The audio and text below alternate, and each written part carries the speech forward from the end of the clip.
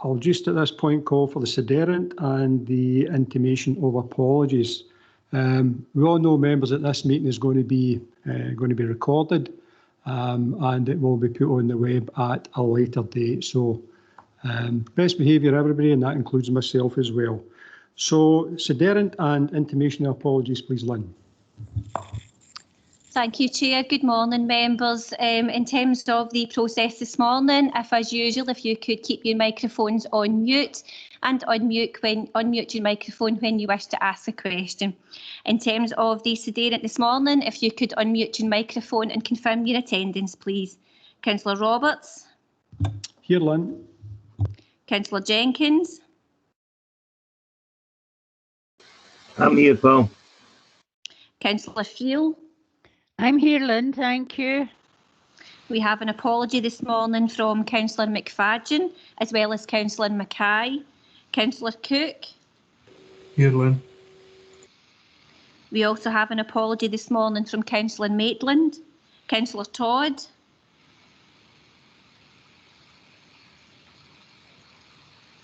Councillor Todd. We also have an apology from Councillor Mayer. Councillor McGee. Yeah. Councillor Crawford. Yeah. Councillor Bell. Yeah. And Councillor Filson. Present. In terms of officers attending committee this morning, members, from planning we have David McDowell and David Wilson. From legal services we have Craig Young. From Ayrshire Roads Alliance we have Claire Chalmers, and from environmental health we have Sandy Loudon. Thank you, Chair. Okay, thanks, Lynn. Councillor Todd is in the building. I did see him earlier on, so I don't know where he's got connection problems. But anyway, on to item 1 is exclusion of press and public. I would so move, members. Is that agreed? Okay, thanks very much. Item 2, members, at this juncture is any declarations of interest you would wish to highlight at this point, and also expand on what the nature of that interest would be. Okay, I'm not seeing any hands, so I'll take that as a no. And item 3 in the agenda is preliminary matter and procedure to be followed at the meeting. That's on page 4, and we will have a verbal update from Craig and Lynn.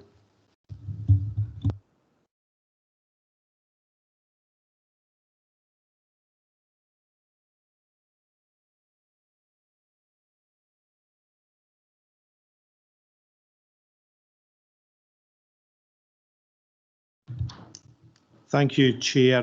We'll just give it a minute or two. Councillor Todd has joined us in the chamber, so just to give him a minute or two to... Members, in terms of the preliminary matter and the procedure to be followed, this relates to a proposed hearing procedure this morning, members. As members may be aware, the Scottish Government has recently indicated that the provisions that they put in place at the start of the COVID-19 pandemic and in response to it, they put in place legislative measures that allowed councils to exclude members of the public from the participation in committees, and also from being excluded. We have recently been made aware that the legislation that was put in place is due to expire on the 30th of September this year, and it would be the Scottish Government's intention that that legislation not be renewed. Therefore, effectively from the 1st of October this year, members of the public will be able to attend committees and participate in them. On that basis, members, we are aware that particularly there has been a number of issues raised by members of the public, particularly in relation to planning matters, for some time in relation to the fact that they feel that they're not being able to participate in the planning process, notwithstanding the legislative provisions that exclude them in terms of public health and public safety.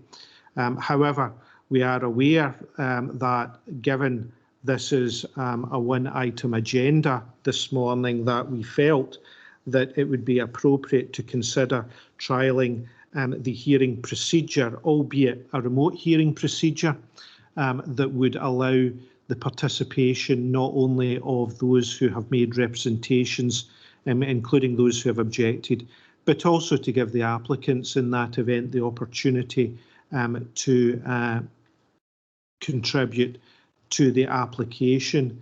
It's for that reason that members, you will know that during the course of this week, Lynn Young has circulated a virtual planning committee hearing procedure that would allow objectors the opportunity to participate remotely and also for the applicant to respond. In terms of what is proposed, there is minimal changes to the hearing procedure that you will know of old, and effectively the only real changes are that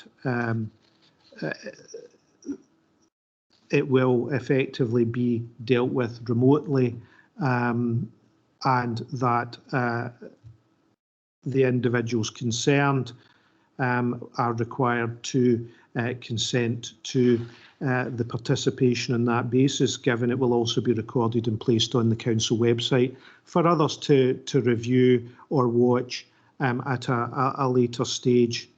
Therefore, members, it would be my advice, and I would also ask members that you confirm that you are prepared to allow a virtual planning committee hearing to take place this morning in terms of the procedure that has already been circulated.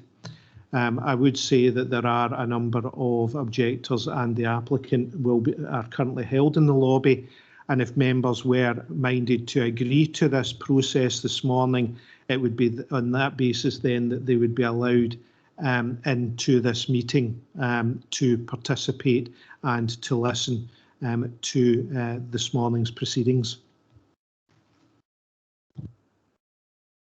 Okay, thanks, Craig. Okay, members, the first question I have to ask you, are you happy for the process as outlined by Craig to go ahead? Okay, I'm seeing loads of thumbs up. Okay. Lynn, anything for you in terms of process? Yeah, members, if you just bear with me, we'll contact IT for the objectors and the applicants to gain access to the meeting.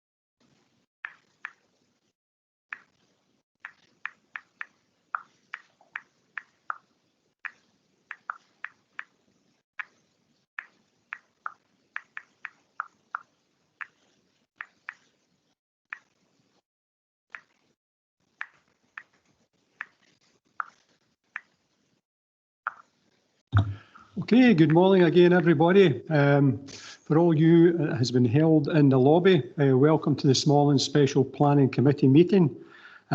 Just for your information, the proceedings will be recorded and put into the Council's website at a later date.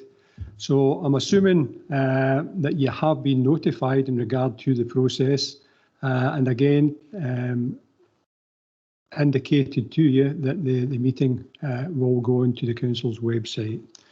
So, on to the item of business, we have one item to deal with this morning, and it's planning application number 210065 application for the approval of revised documents under condition 37 TMP of the planning consent 130198 PP and the supplemental conditions imposed on appeal under reference PPA 1902053 pursuant to the discharge of condition 15, the SEMP, Of that same consent at Sneddenlaw Wind Farm U41, Hemphill to High Rushaw, Moscow by Mr Rhys Thompson, Sneddenlaw Community Wind Company Limited, pages 5 through 54. David. Thanks, Chair, and good morning. Just if you bear with me, I'll share my screen here and get the presentation started.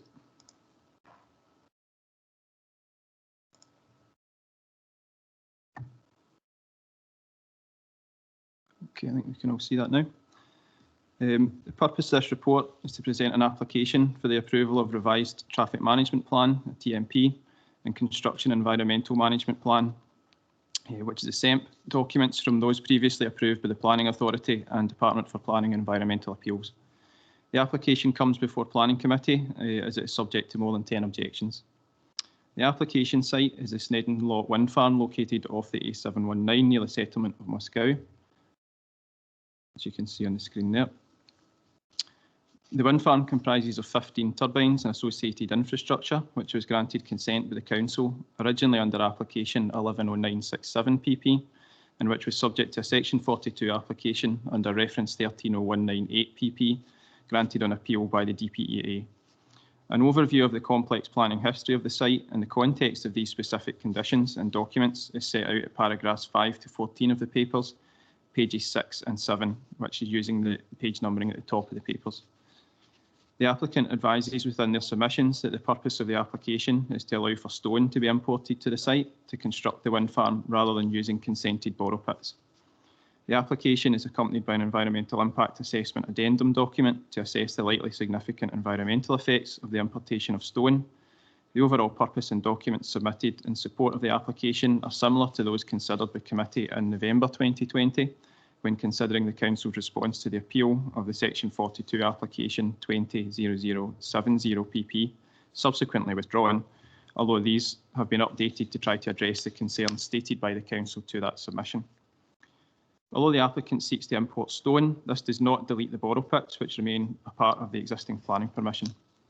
The mechanism to enable such changes to be made to the documents are set out at paragraphs 16 to 29 of the report, noting that this process is considered to be legally competent. Consultation responses are set out paragraphs 21 to 31, pages 9 to 15. Members should note in particular the responses from SEPA, who have advised that they are not satisfied with the adequacy of the documents. Ironside Farrer, who raised some concern about the assessment within the TMP and that the SEMP meets the requirement of the condition, but the appendices are out of date, albeit that this is low risk. Environmental Health, who have no objections. Ayrshire Roads Alliance, who have no objection, subject to a condition regarding submission of full details of the measures set out by the applicant with respect to the U40 Ayrshire Road before work commences in that part of the development. Are content with respect to the assessment of construction traffic impacts, the adequacy of the site junction on the A719, structures and road maintenance. Outdoor access officers have no concerns with the access management plan that forms part of the traffic management plan. And Moscow and Waterside Community Council, who object to the application on various grounds, including potential to lead to a lack of protection for water and private water supplies, contradictions and errors in the TMP, concern about the site access and works at the Ayrshire Road, amongst others. As noted at paragraphs 32 and 33 on page 15, 27 representations have been received by the Planning Authority from 28 parties in connection with this application. These are set out from paragraph 34 on page 15 to paragraph 96 on page 25. The representations raise a number of matters, and these have been summarised where possible, and where the same or similar points are raised, they are not repeated. There are many highly specific points of objection, and these are replicated in full. The key issues raised by objectors are grouped into categories of 1, the application form, documents and process, 2, the construction environmental management plan, 3, the traffic management plan, and 4, the access management plan. An assessment of the revised transport assessment and transport management plan against relevant development plan policy and material considerations is set out from paragraph 97 on page 30 to paragraph 127 on page 37. That assessment finds that the principle of importing stone to the site is acceptable under Scottish planning policy, as reflected in the Council's response to the Section 42 appeal.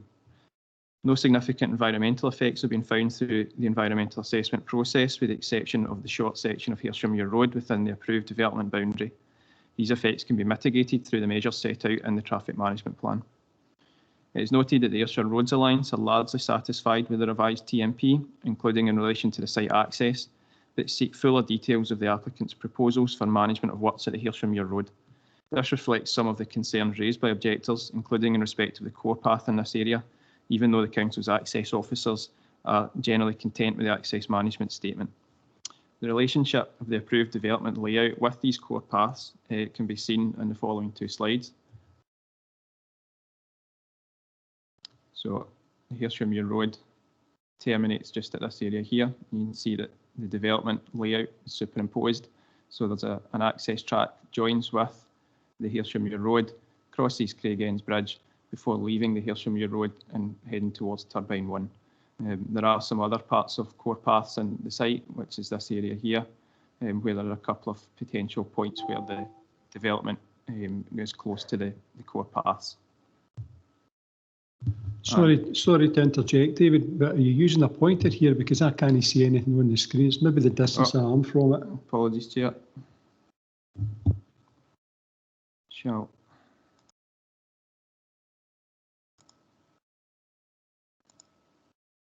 you see that now, Chair? I don't know if you can see where the pointer is there. So this is the area, the site superimposed over the core path plan. So at this point here, the access for the wind farm leaves the kind of main part of the site and joins with the public road just to the side of Craigends Farm, now demolished, crosses at Hersham Water at Craigends Bridge, and thereafter comes back off the road and heads up towards the proposed Turbine 1. There are some other locations identified by the applicant where the construction works will mix with the core path locations, which is down here in heavy forestry area.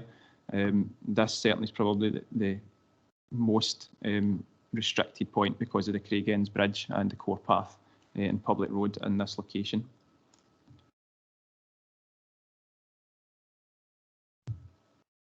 I'll just zoom into this one as well, Chair. So this is the applicant's, or part of the proposals, is to amend the core paths so that it avoids these conflict areas. So you can see that the applicant is suggesting that they may look to take the core path from this point of the Hersham Road and take it round about these kind of pinch points, these particular pinch point round about the Craigends Bridge and the public road. And they've also proposed something similar in the main body of the site, which would temporarily take them away from the main construction elements round about the turbines and so on. So that's part of the applicant's proposals. In terms of principles, they've set out potential diversions, although there's relatively limited detail of what those diversions would look like. Most relevant to the crossing of the Hersham Water, the other diversions generally wouldn't be particularly difficult to actually undertake on site itself.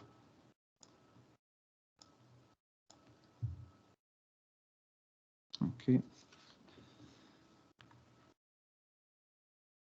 Weight is given to the position of the Ayrshire Roads Alliance, which accepts the assessment methodology used by the applicant, despite the concerns raised by Ironside Farrar about the guidelines being dated. But Ironside Farrar give no suggested more up-to-date alternative for those guidelines. Given that the revised documents are to the satisfaction of ARA, subject to condition preventing work in the Hersham Road section of the development until some further details are provided in an updated TMP, the development is considered to be compliant with policy T1 of the development plan.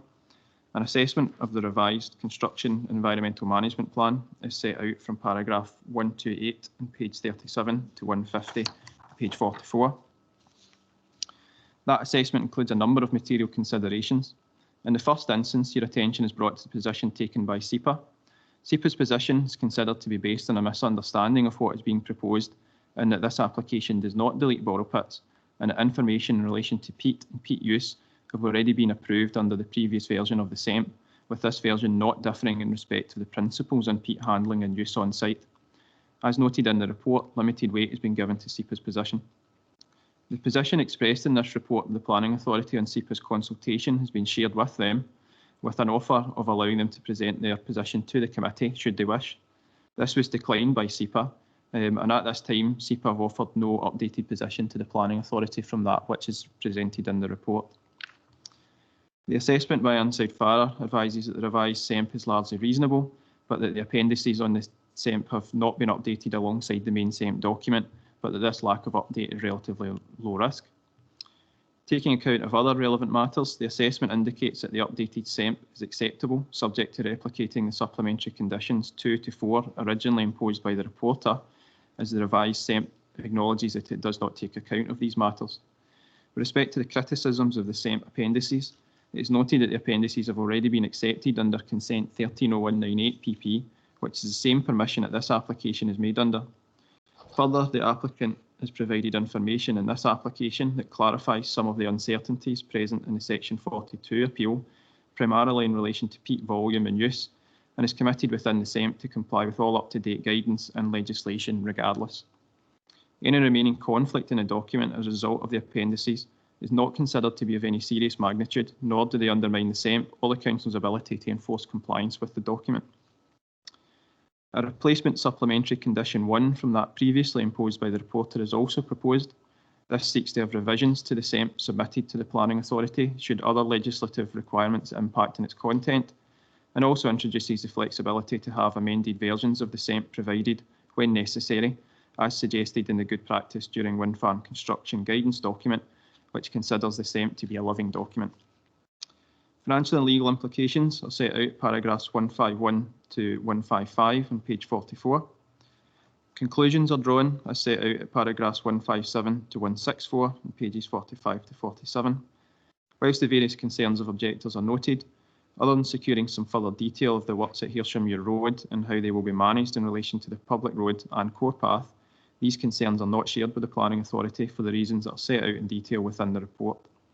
In taking account of the development plan where applicable and all relevant material considerations, the revised documents are considered to be acceptable, subject to the 6 supplementary conditions on pages 50 to 52 of the papers. Thank you, Chair. Okay, David, thanks very much for that presentation. Okay, members, for your information, we have objectors wishing to speak this morning. We have 3 objectors, and we also have the applicant present as well. So first up is Dr. Rachel Connor. She is representing 8 other individuals. I am proposing we give Rachel 20 minutes, if that is agreeable to you. Members? Okay, thanks very much. Rachel? Good morning, Chair. Good morning, ladies and gentlemen. Good morning, Rachel. Good morning, Rachel. Thanks very much for coming this morning. You have 20 minutes. Thank you. I'm representing 10 other objectors to this application. Firstly, what is actually being asked of this committee? The application before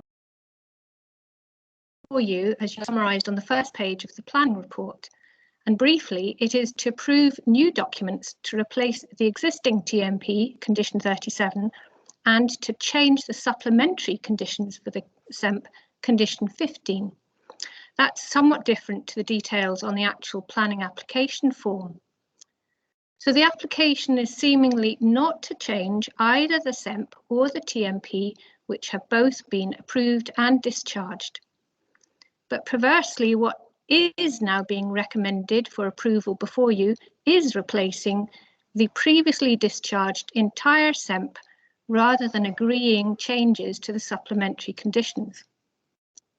So if you look at paragraph 161 of the report, it recommends approval of the entirely new and revised TMP and SEMP documents, as they're said to comply with the development plan and material considerations.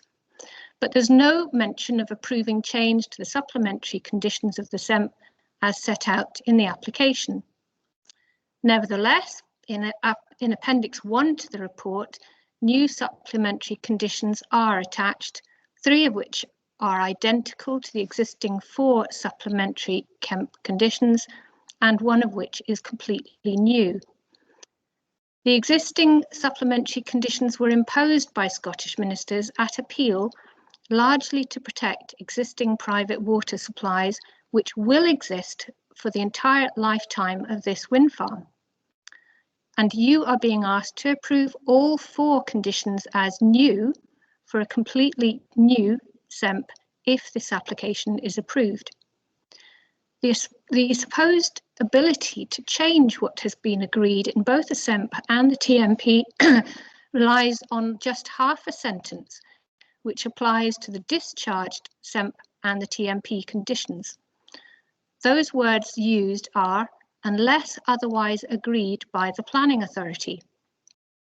And this is set out in paragraph 17 of the planning report.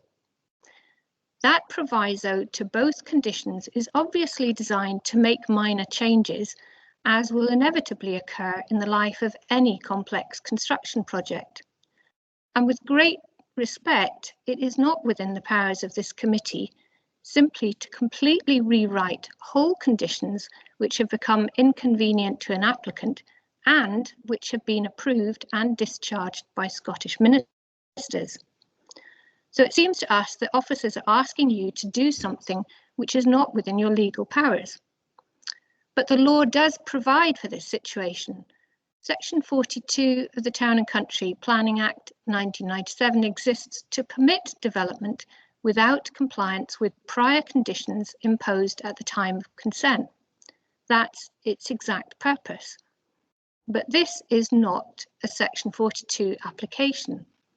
It is absolutely not an application to introduce new proposals to formally remove or even substitute or change a planning condition. It is an application to amend what was previously agreed. Approving this new KEMP and TMP will also contradict several other already discharged conditions and render them unenforceable, and that has been pointed out by the Council's own consultants, Ironside Farrer. Some of those other discharge conditions cannot be simply by agreement with the planning authority. And as you know, SEPA have raised written concerns that the proposed KEMP is inadequate and conflicts with existing discharge conditions for peat management in particular. That conflict creates and perpetuates confusion and is contrary to the Planning Circular 4/1998, which requires conditions to be clear and enforceable.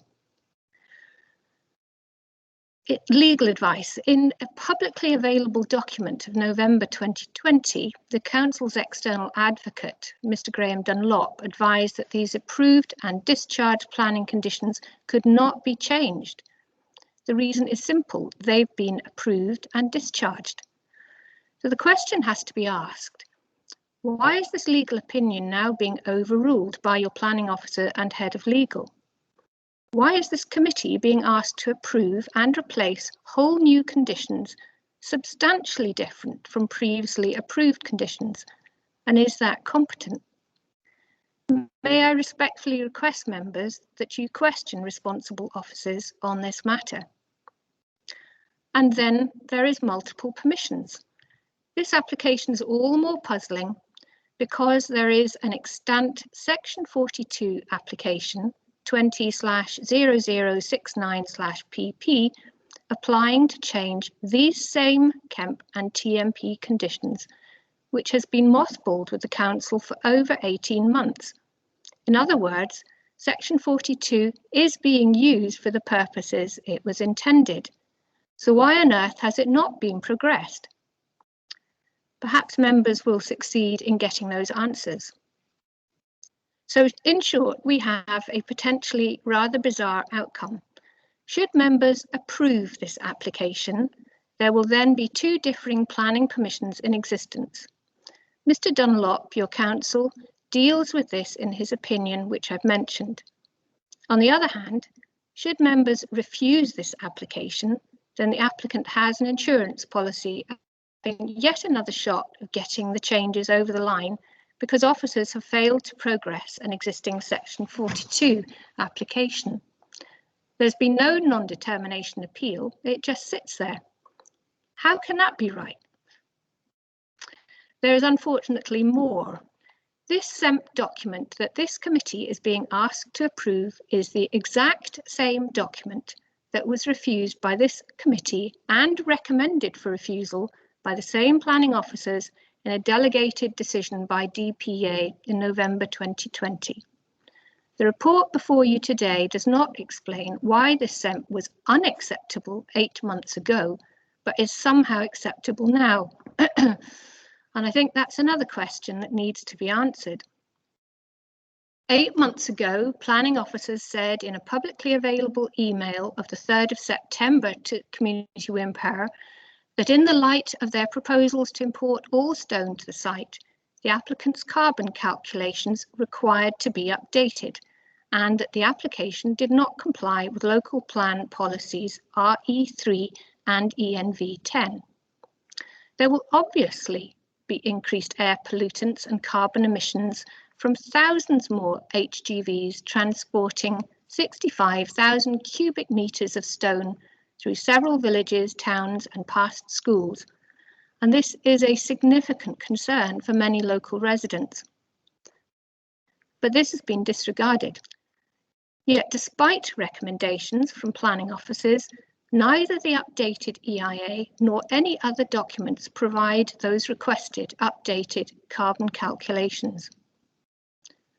So why is a failure to provide an updated carbon calculation for this application now seemingly acceptable? 8 months ago, planning officials had concern that this identical 2019 SEMP contradicted its historic appendices, which are up to 7 years old. Ironside Farrer raised similar concerns on 25th of May this year that this SEMP contradicted its own appendices and other discharge conditions. They did conclude that these deficiencies could be addressed later by SEPA, and they recommended that updates to environmental and ecological studies could be done after agreement was secured to change the existing conditions. That seems to us to be simply kicking the can down the road and not providing key environmental impact assessments until after decision making, which, as you know, is unlawful. The 2019 EIA regulations require that relevant environmental information and impacts are presented at the time a decision is made, even for a multi-stage consent where environmental reports may need updating. Of particular note in paragraph 21 of this report, SEPA, as a statutory consultee, has also condemned this SEMP as being inadequate and not addressing environmental impacts of the applicant's proposed changes. That in itself is extraordinary. As you know, objections by SEPA are rare. They prefer to let things work out rather than confront imperfect applications. It's certainly true that the SEMP document does not even meet its stated requirements. For example, in section 4 of discharge condition 15, there is a requirement to provide detail and siting of wheel washes. These are absolutely essential to protect public roads and hydrology from mud and silt, and yet this information is not provided either for the entrances for the A719 or even mentioned for the two new public Hersham Muir Road openings within 50 metres of the vulnerable Hersham Muir water. So how can a deficient document be recommended for approval? So I ask again, how can there be a recommendation to approve the same 2019 SEMP document that was previously refused, that is inadequate, contradicts its out-of-date appendices and other discharge planning conditions, and fails to comply with current planning policy, and it is questionable whether it's the remit of this committee to approve this anyway? And I think we do need answers to those questions. I turn now to the TMP. The traffic management plan was discharged in 2017, despite significant community concerns that were not addressed regarding proposals by the applicant to use the public Hersham Muir Road and Craigends Bridge for construction purposes. Unlike other wind farm developers where a public road runs through the development site, this applicant was and still is under the impression that they have unassailable acquisition rights over the public road and bridge for remodelling, construction and access purposes. That road is also East Ayrshire's core path number 10. So how has this misconception come about? The new TMP submitted for your approval today is for a complete replacement of a previously approved document required by a condition which has now been discharged. And the sole rationale for this is that all the aggregate will be imported rather than opening borough pits. That is a material change to the planning consent. Again, advice given by Mr. Dunlop, advocate to the council in November 2020, that an approved discharge condition cannot be changed except by the granting of a new planning permission using section 42 is as relevant to members in this application to replace the approved TMP document as it is to the application to replace the previously approved KEMP. Does this committee have the remit to approve a materially different document underpinning a different condition 37? My legal advice and that received by the council says no. The condition as written says, thereafter, the approved traffic management plan shall be implemented by the operator unless otherwise agreed in writing by the planning authority. This committee is being asked to approve a completely new 2021 TMP, not just to agree a few minor changes. So does this TMP meet condition 37? Despite Mr. Dunlop's opinion, the planning officers consider it does. ARA says it does, but as a standalone document, it is deficient. For example, nowhere in the document is the required TMP provision in section 5 of the condition for wheel washers for the Hersham Muir public road. Nowhere is there an assessment of swept paths for abnormal loads in section 6 and 7 of the condition at the public Craig Ends Bridge. There is only new information, not amendment of what was previously agreed, that the developer will widen and straighten that public road, remove the pavement and parapets of the pretty old stone bridge at Craig Ends. And all this major construction will happen over a distance of only 150 metres to include 2 new large openings for abnormal loads either side of and within 50 metres of the Hersham Muir water. There are no submitted drawings of these proposals anywhere in any document, and yet ARA approved this application for such works on the basis that plans will be submitted later. Put simply, this is just not a valid planning application.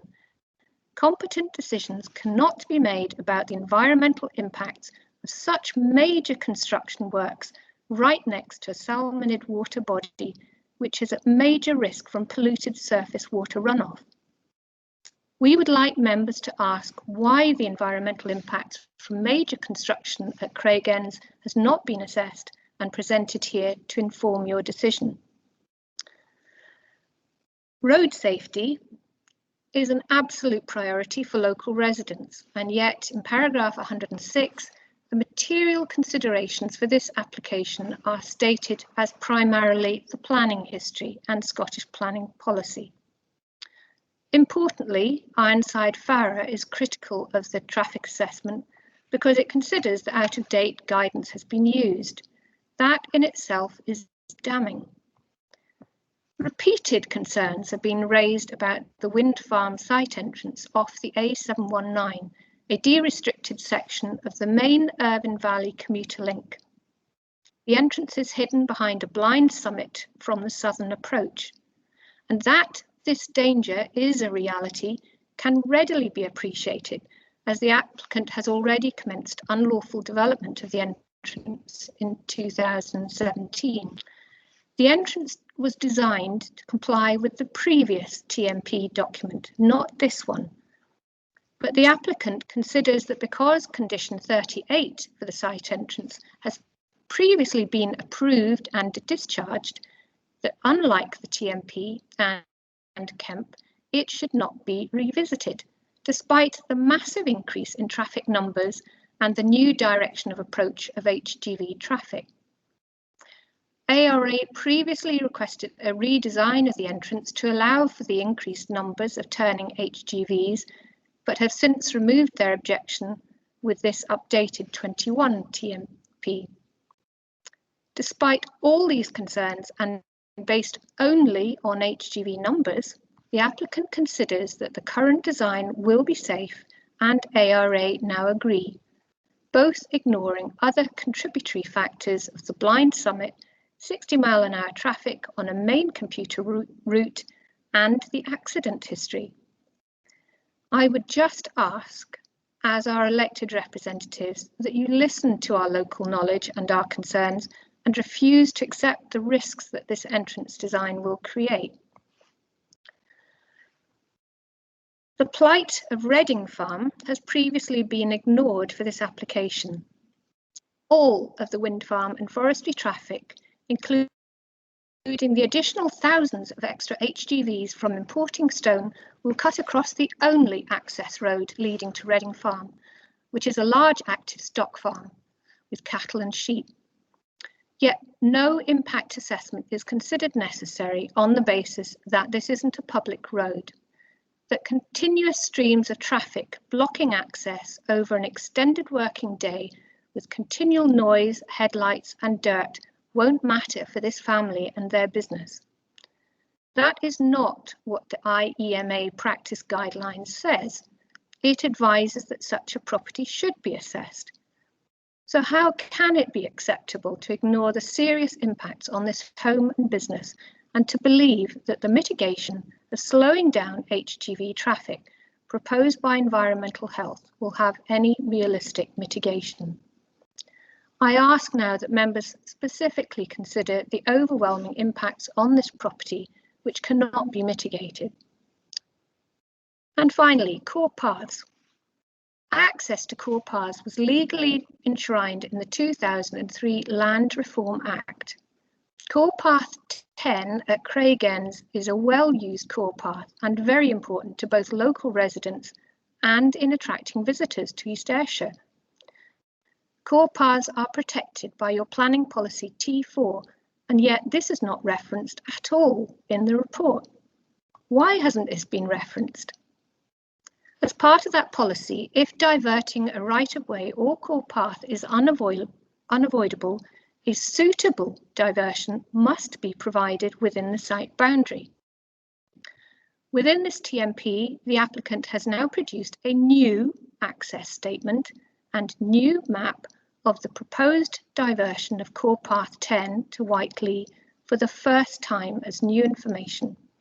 The proposed core path diversion has no means of crossing the Hersheymuir water without getting feet wet.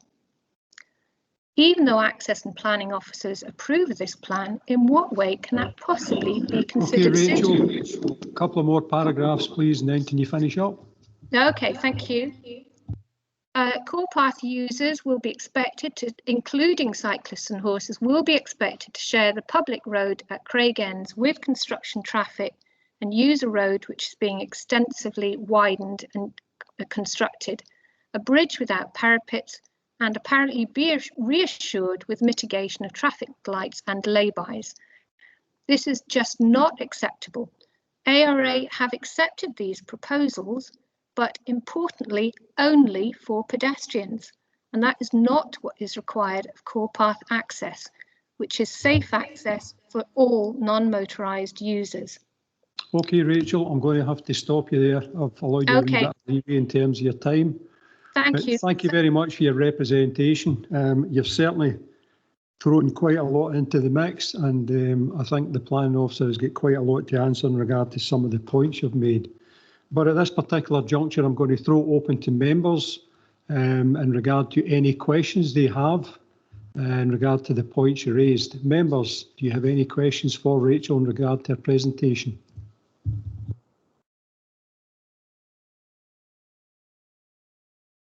Okay, I'll throw a couple in, Rachel.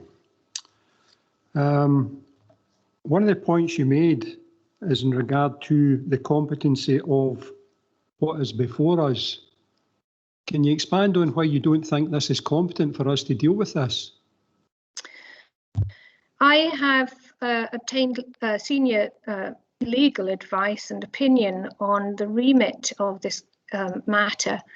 And my understanding of the way the condition is worded and the existing law to actually change what comprises the condition is that the remit of this committee is really to agree what has or to amend, I should say, what has previously been agreed in terms of the discharge condition. So from a practical point of view, I think everybody would agree that things happen in construction that require different changes to what has been agreed.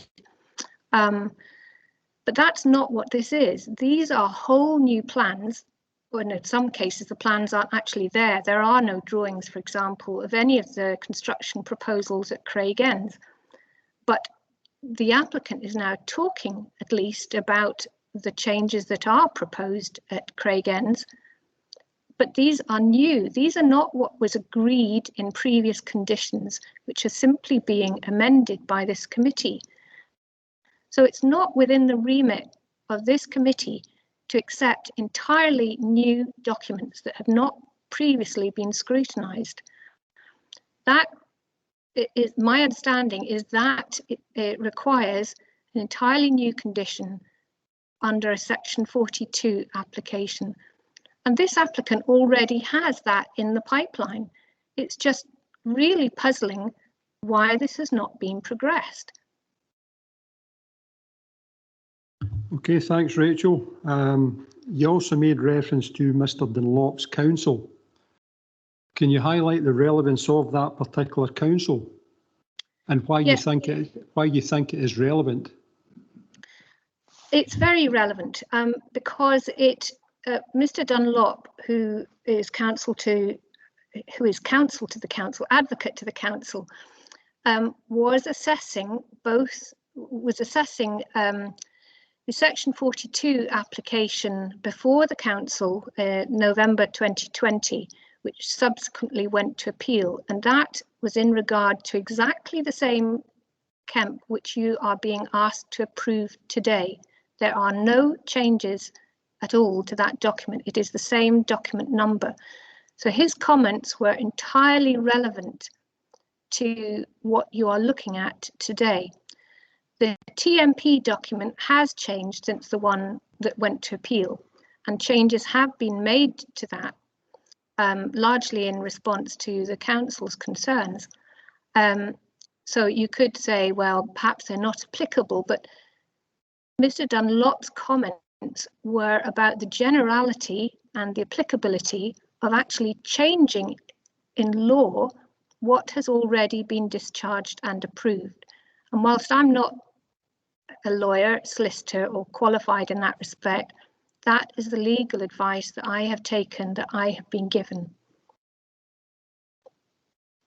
Okay, thanks, Rachel. I've got one more question for you, and then again I'll throw it back to the elected members, and that's in relation to private water supply.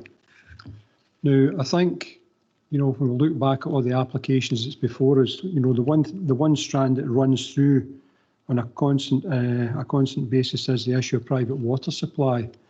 Now, I think in the supplemental conditions that we're looking at on paragraph 125, I think it's in Appendix 1, the new one, yeah.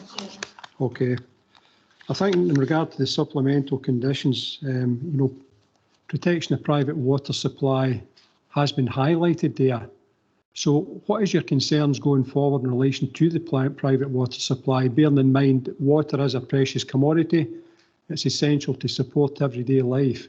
Have you any reason to suspect that private water supply and mitigation and alteration to ensure water supplies to the properties will not be met? My concerns about this are that the applicant's aim originally under the Section 42 application was actually to remove those supplementary conditions. I think that was still their aim with this application, and the planning application as summarised at the beginning of this report actually says that this application is to amend not the Kemp but the supplementary conditions. That in itself is worrying. You as members have been asked to approve 4 new conditions, supplementary conditions, if this application is approved. Now, fortunately, the council have included the 3 supplementary conditions that were imposed by Mr. Cunliffe at appeal. Those are absolutely essential to protect private water supplies, and regardless of whether anybody changes their private water supplies to a public water supply, which is what is being proposed by the applicant at the moment for some properties, there will always be private water supplies that depend on the protection that is set out in this condition, not the least the applicant's own new borehole at Blacks Hill, because the water catchment area for their own borehole is encompassing the wind farm site, including the construction compound, which is bizarre, but that is what it is. So the protections for private water supplies will remain throughout the entire lifetime of this wind farm, and they're absolutely critical. Okay, thanks very much, Rachel. I don't have any further questions for you. Members, anybody, any questions? No. Rachel? No. Rachel, I think that's you. So thanks very much for appearing this morning and giving the representation. Thank you. Okay, next we have Greta Roberts. Members, I'm proposing 5 minutes for Greta. Is that agreeable? Yep, okay. Seen all the thumbs up. Yep, good morning, Greta. Thanks for coming this morning, and you have 5 minutes. Good morning, nice to see you all again. I concur with the objection compiled by Dr. Connor. However, I simply add that Community Wind Power's continual attempts to vary conditions by submitting reams of documents make it very difficult for interested and affected local residents to study and comment on any changes. 600 pages of documents this time, many outdated. The title Community Wind Farm clearly doesn't imply much community consultation nor involvement. My main objections concern travel, danger to other road users and to the health of local people. Rachel's mentioned the site entrance. The site access off the A719, which is the main road from Galston Road End through Waterside, Liscow down to Galston, was accepted by ARA before it was decided to import rock from Sawn and Float quarries rather than from borrow pits on site. If Whiteley could use on-site borrow pits, it seems odd if suitable rock sources on site have not been fully explored when it would reduce traffic impact and noise and air emissions throughout a significant area of East Ayrshire, such as bottlenecks like Mauchline Cross, Belfield Interchange, and even Hurlford Cross. It is patently obvious to local road users that the site access from the A719 requires to be altered to allow increased HG movements of rock, felled timber and concrete. Community wind power say banksmen will be required, so they too have acknowledged that traffic entering and exiting the site will be slow moving on a fast stretch of de-restricted road, where speeds of 50 to 60 miles an hour on straight stretches are the norm, particularly between traffic calming in the villages and outside Loudon Academy. If you're held up in one place, you speed where it's straight. ARA naively accept a simple priority junction near a blind crest. You as councillors can request a ghost lane for slow-moving traffic turning on and off this commuter route. Please do it Do it for our community and our commuters. There is a blind crest just before the wind farm site entrance to add to the traffic hazard, particularly for cyclists and motorbikes. These are not visible over the crest, just as at Grasyard's Junction further north near the Arranview fishery. What use is a voluntary 15-mile-an-hour speed limit through Moscow, Waterside and by Loudon Academy? Most drivers ignore the current speed limits. Even the many cycling clubs holding time trials here do too. There are few pavements or footpaths along all the public roads that would be affected by this wind farm's construction. Recreational use of these roads increased before COVID encouraged more use. Ayrshire Muir Road, as you've heard, is an important access to the Whiteley area, and any core paths must remain open. Local residents are fearful of the noise, disturbance and danger from an additional 12,000 extra vehicle trips on our roads. Neither environmental health nor ARA mention increased carbon emissions, which are calculated would be 12.5 kilograms of carbon per HGV trip. I detailed this in a representation to the application in November. There was no reference at all to air emissions in the planning report. In fact, I don't. Environmental health mentioned dust and noise, but so I ask, has our council not signed up to climate change? You cannot ignore air pollution while agreeing to green wind energy without assessing a carbon balance. Planning required a carbon calculation to be updated for the Section 42 application, so why not for this? You've got 1 minute, Greta. Right. This You've got 1 application minute. is, thank you.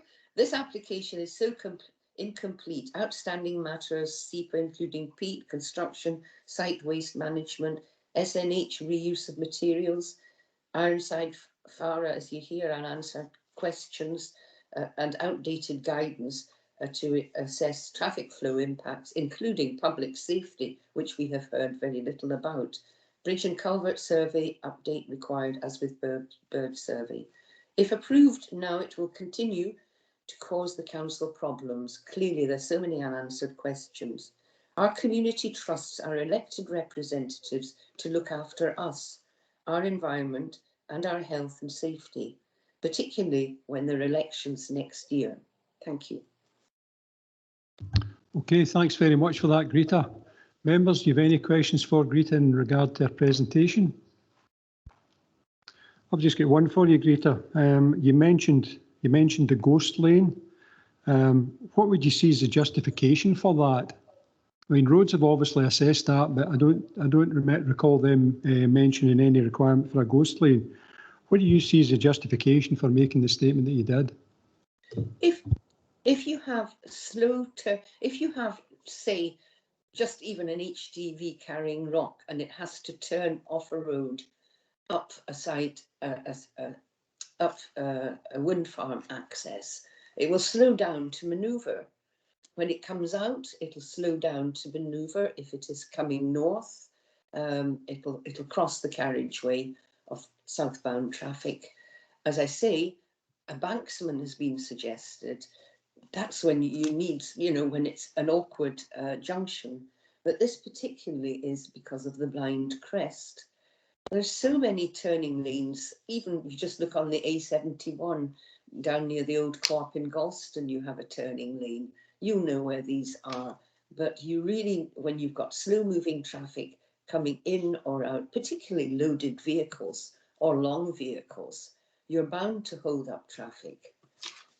We see it regularly, with slow moving vehicles on the A719 because we have a lot of tractors during silage and harvesting.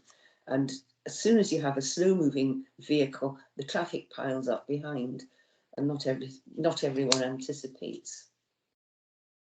No, okay, thanks, Greta.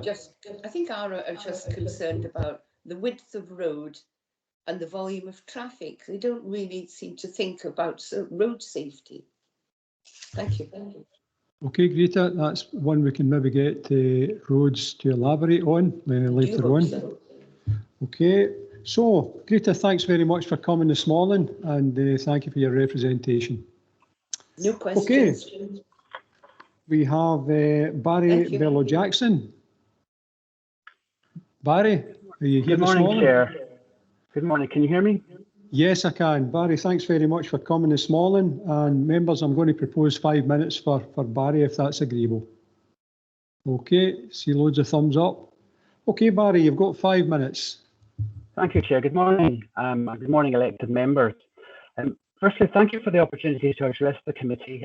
My address is on behalf of the Scout and Waterside Community Council. I'd also briefly like to thank the Ayrshire Council, which listened to the representations about openness and involvement to arrange this virtual engagement for us. Now, to avoid duplication, I'd like to confirm that the Community Council agrees with and supports Dr. Connor's submissions today and adopts them, but there do still remain a few matters that I'd like to briefly address. Now, the major crux behind the application, I think, is to avoid the creation of the ball pits and to bring in the large volume of stone by heavy goods vehicle into the site instead. And there are two principal issues for the Community Council with this. Firstly, the traffic management plan appears to ignore how dangerous the proposed route is. Local residents are well aware of the high volume of accidents on the A77, the A719 and the A721 in particular. The report is perplexing and misleading in what it states about the level of accidents, which are understated. Accidents are a regular occurrence on these routes and on the study route. Serious and fatal accidents are also too common. The significant increase in HGV traffic is simply unsafe. There are sections of the route which require upgrading before such additional traffic could be contemplated, and there are sections of the route which I can state are unsafe and are defective at present, and where accidents themselves are also commonplace. Now, section 4.6 of the Traffic Management Plan states there were 7 recorded accidents in the study area in the 5-year study period, with no accidents recorded in close proximity to the proposed site access junction, and that's according to their look at crashmap.co.uk. This is of great concern to the Community Council, and this statement is simply wrong and misleading. On accessing the same resource, crashmap.co.uk, there are many dozen accidents noted on the study route. The statement at section 4.6 that no accidents were recorded in close proximity to the proposed site access junction is simply incorrect. There's a serious accident recorded close to there. The statement that no fatal accidents were recorded is also incorrect. There are 5 fatal accidents shown on the study route according to crashmap.co.uk. Although that is not bang up to date, and sadly, as elected members may know, there has been a more recent fatal accident on the A77 within the study route. The statement that 7 accidents were recorded within the study route is simply incorrect. There are dozens listed. Now, this information is easily available at CrashMap on the CrashMap website. The Community Council is extremely concerned about the misstatement of accidents on the route, given the very obvious dangers of 16,000 HGV journeys. And this is a route where there's no pavement. The route is used by pedestrians, it's used by cyclists, by motorcyclists, and by horse riders. Further, a more reliable specialist oversight of the safety implications must be considered. The Community Council submission is that the report is unreliable, and it's respectfully stated that ARA, in not objecting, has relied upon this erroneous report. As you'll note from the Community Council's response, HGVs will travel through the small villages, houses front directly onto the road. To avoid peak commuter traffic, HGV movements will be concentrated outside the peak hours. That means impacting school traffic and increasing the concentration away from the figures that were calculated by ARA, which appear to be an aggregate over the full day. The Traffic Management Plan also lists a mitigating factor for safety, that HGVs are to travel through the villages at 15 miles an hour. And although that sounds a sensible precaution, it will create additional traffic inevitably and add to noise and pollution in the villages. The second issue relates to the environmental and economic benefits set out in the KEMP. In relation to environmental harm, over 100 HGV journeys per day and 55 caravan journeys per day, every day for 16 months, That is a calamitous environmental disbenefit entirely at odds with the nature of the application. The Kent Got states 1 minute, also, Barry. Thank you. 1 minute. Kent states also bringing in stone that HGV provides an economic benefit. This is highly questionable and has not been evidenced. Instead of work being carried out on site to create quarry pits, to create borrow pits, and thus providing work locally, stone will be brought in, having been quarried elsewhere. So the only economic benefit this appears to bring is employment of HGV drivers and the purchase of hundreds of thousands of litres of diesel, again at the expense of local employment and at the expense of the air the locals must breathe. Thank you very much for the opportunity to address the committee on these matters. Thanks very much for your representation, Barry. I'll just throw it open to members in regard to any questions or points of clarity they might wish from you in regard to your presentation. Members, do you have any questions for Barry? No, one from me, Barry, and that's in relation to probably road safety and accident statistics. You're making reference to Crash Map website. Now, does that link into, say, for example, Police Scotland, in regard to the number of accidents, incidents, occurrences? I'm no specialist. As far as I know, it does. I referenced it as it's the same resource used in the report, and their reference to it is simply incorrect. I cannot tell you exactly where the information comes from. I could probably have a quick look, but if I can respectfully leave that to members who may want to check it for themselves and see that the level of safety is not as stated in the report. Okay, thanks, Barry. That's maybe one for roads, and they can elaborate in regard to what statistical information they used in regard to their assessment. But I'm not seeing any further hands, Barry, so I think that's you. So thanks very much for coming this morning. Thank you very much. Okay, members, that's the last of the objectors. We have the applicant present. We have Kirsty Kelso and Rob Fryer. I'm proposing 15 minutes, members, if that's okay with you. Okay, I'm seeing a load of thumbs up. So, Kirsty and Rob, are you there? Good morning, members of the Planning Committee. I'm Kirsty Kelshaw, and I'll be speaking on behalf of the applicant today, Community Wind Power Limited. Okay, Kirsty, sorry, just good morning from myself, and just to say thanks very much for turning up this morning. And we've proposed 15 minutes for you, so 15 minutes you've got. Thanks very much. Before I get into my statement, I just want to address what Barry Burlow-Jackson said then in relation to the accident review in the TMP, stating that the information in there is incorrect. I've reviewed Barry Burlow-Jackson's objection to the application, and the accident review in the TMP is quite specific in terms of the period that it covers, which is the 1st of January 2015 through to the 31st of December 2019. And it is road traffic data on the A719 between Galston and the A77 junction. I noticed that Barry Burlow's search on Crash Map was in relation to a period covering 21 years from 1999 to 2020, which is probably why he got a lot higher figures than we got in the TMP, and I think covered a larger area than what we were focusing on in the TMP. So just wanted to clarify that point. As the planning officer has made clear in his report, this application is not an application for planning permission for Sneddon Law Wind Farm. This has already been approved back in 2014. In simple terms, it's an application for the approval of revised documents, which consist of the Construction Environmental Management Plan and the Traffic Management Plan.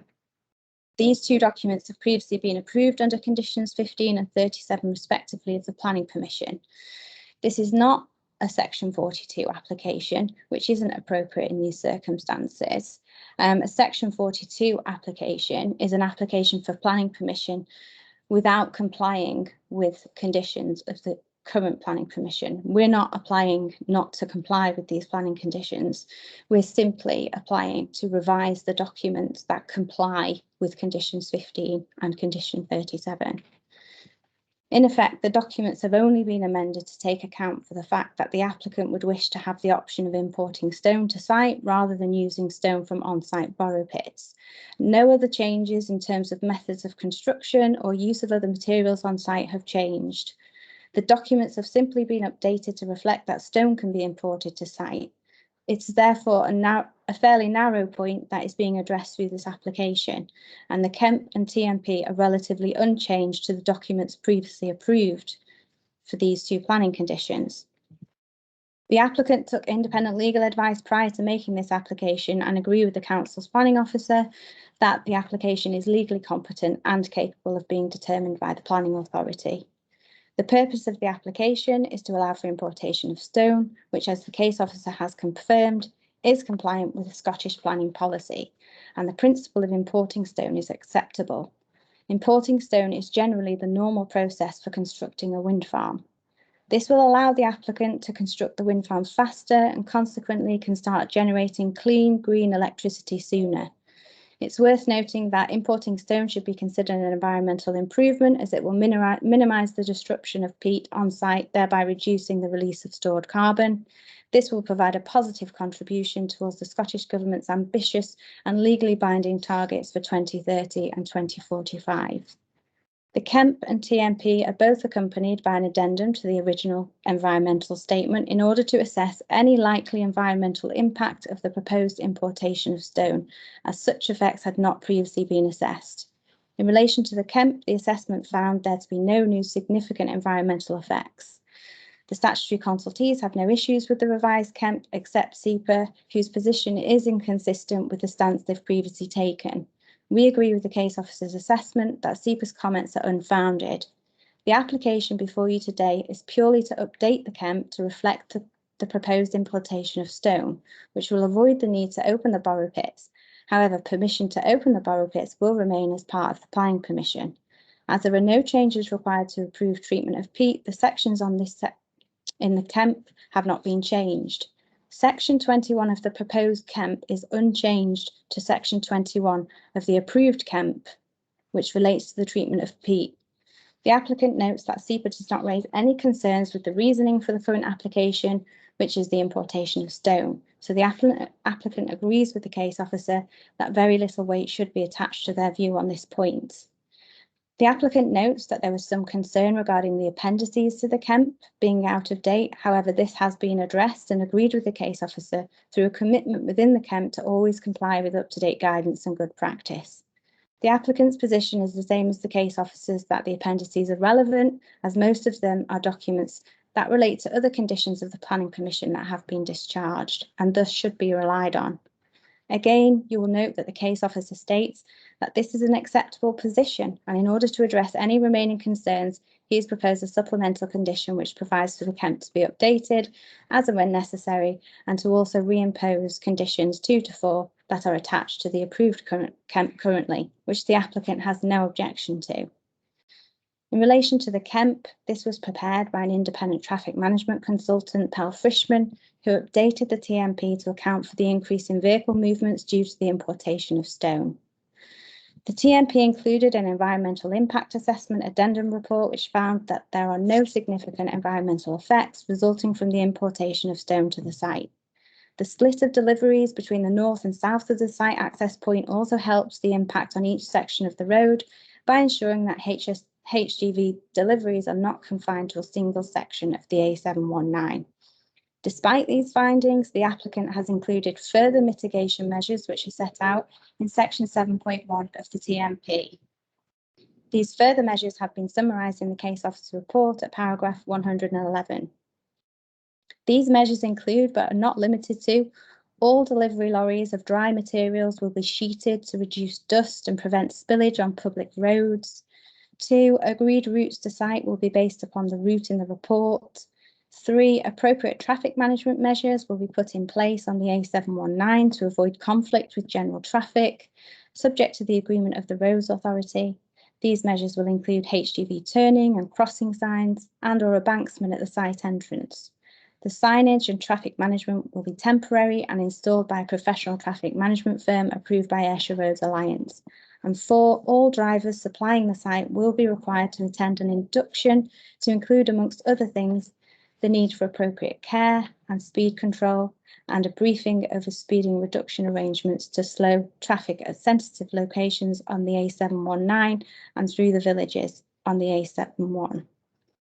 The assessment on Hareshaw Muir Road, known as U40, which was carried out in order to alleviate concerns that have been raised previously by the council and local objectors, found that there would be significant effect, but through implementation of the mitigation measures set out in the TMP, these effects would be reduced to not significant. It is noted that the key matters raised in respect of the TMP were the Hareshaw Muir Road, U40, and core paths overlap and the site access junction. In relation to the site access junction, the TMP demonstrates that the junction type, which has been approved under a separate planning condition, is well within the capacity for the intended use, and this has been accepted by Ayrshire Roads Alliance and Transport Scotland, who both had no objection. In relation to Hareshaw Muir Road U40 and the core path overlap, the applicant has addressed the concerns that were previously raised, which have been strongly welcomed by the council. Therefore, further details and specific mitigation measures in respect of Hareshaw Muir Road have been provided, which also included an access management statement, which was not required under this planning permission. However, the applicant was willing to work with the council to accommodate and mitigate such concerns to agreeing to such measures. Further concerns by local objectors were raised regarding the access management statement. However, these concerns are not shared by the council's access officer, who are satisfied that the access management statement manages the potential and perceived conflicts well.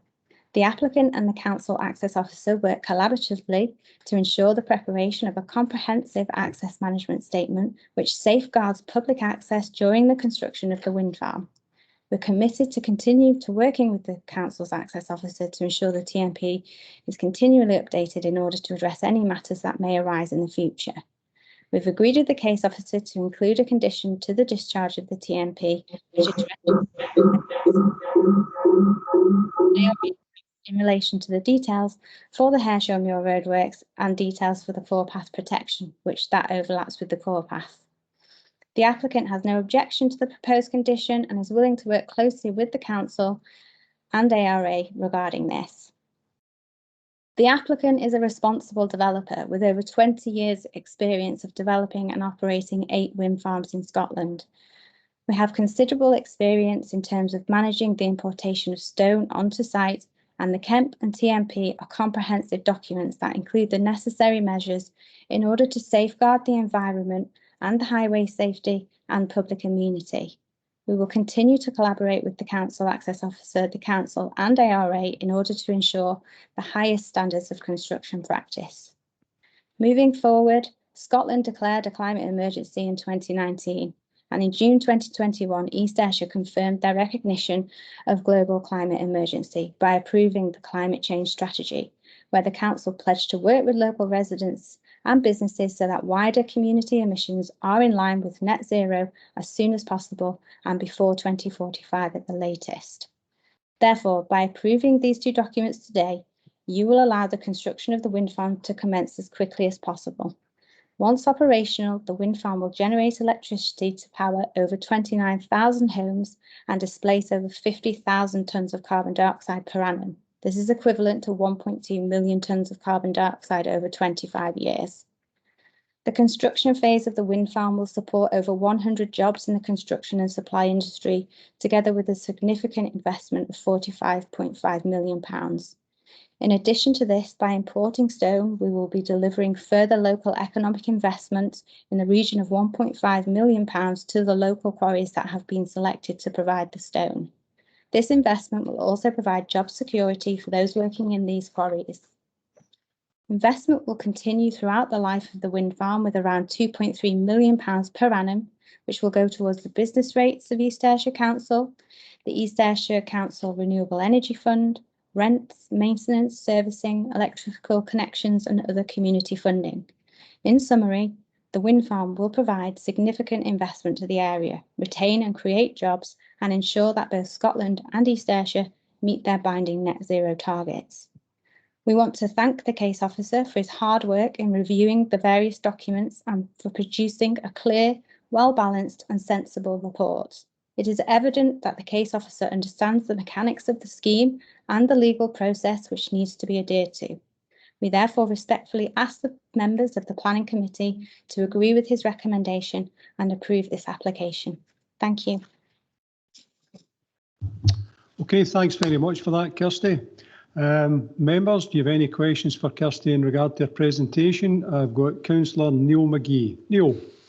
Thanks, Chair. Just a couple, Kirsty. Thanks for your report. And apologies if I missed it about the carbon calculations that was raised earlier. Is there a figure on that to prove the justification for the important stone rather as opposed to borrow pits?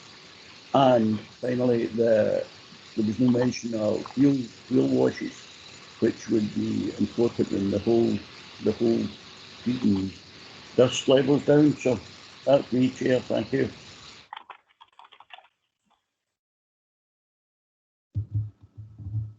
Thanks, Neil. Kirsty, do you want to respond?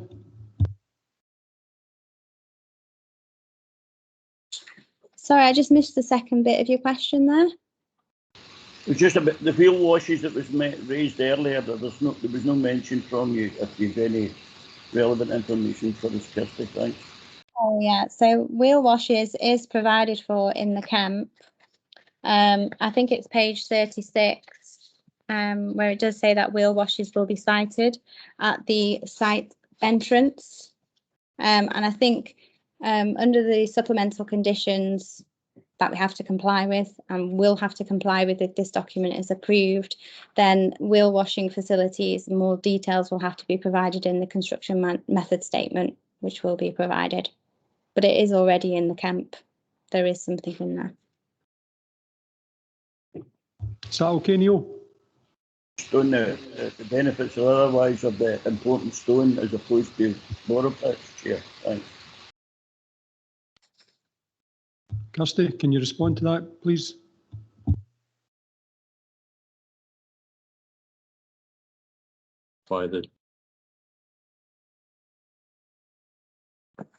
Yeah, I think the calculations are provided for in the TMP, and I think I don't think with respect that's what the question was. Neil, do you want to repeat the question again just for clarity, please?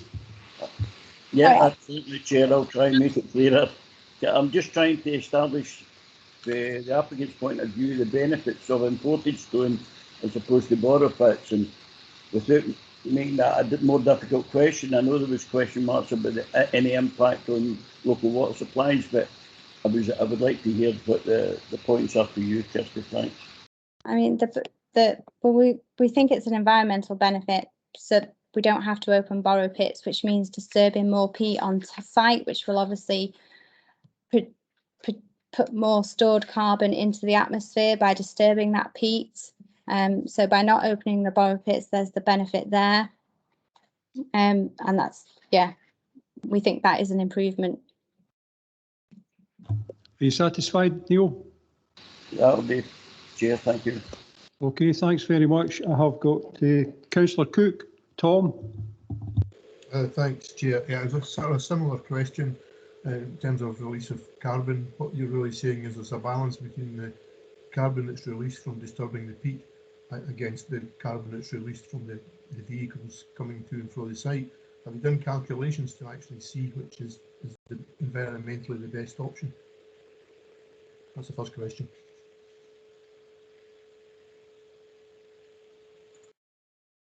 Yeah, as far as I'm aware, the calculations are in the TMP.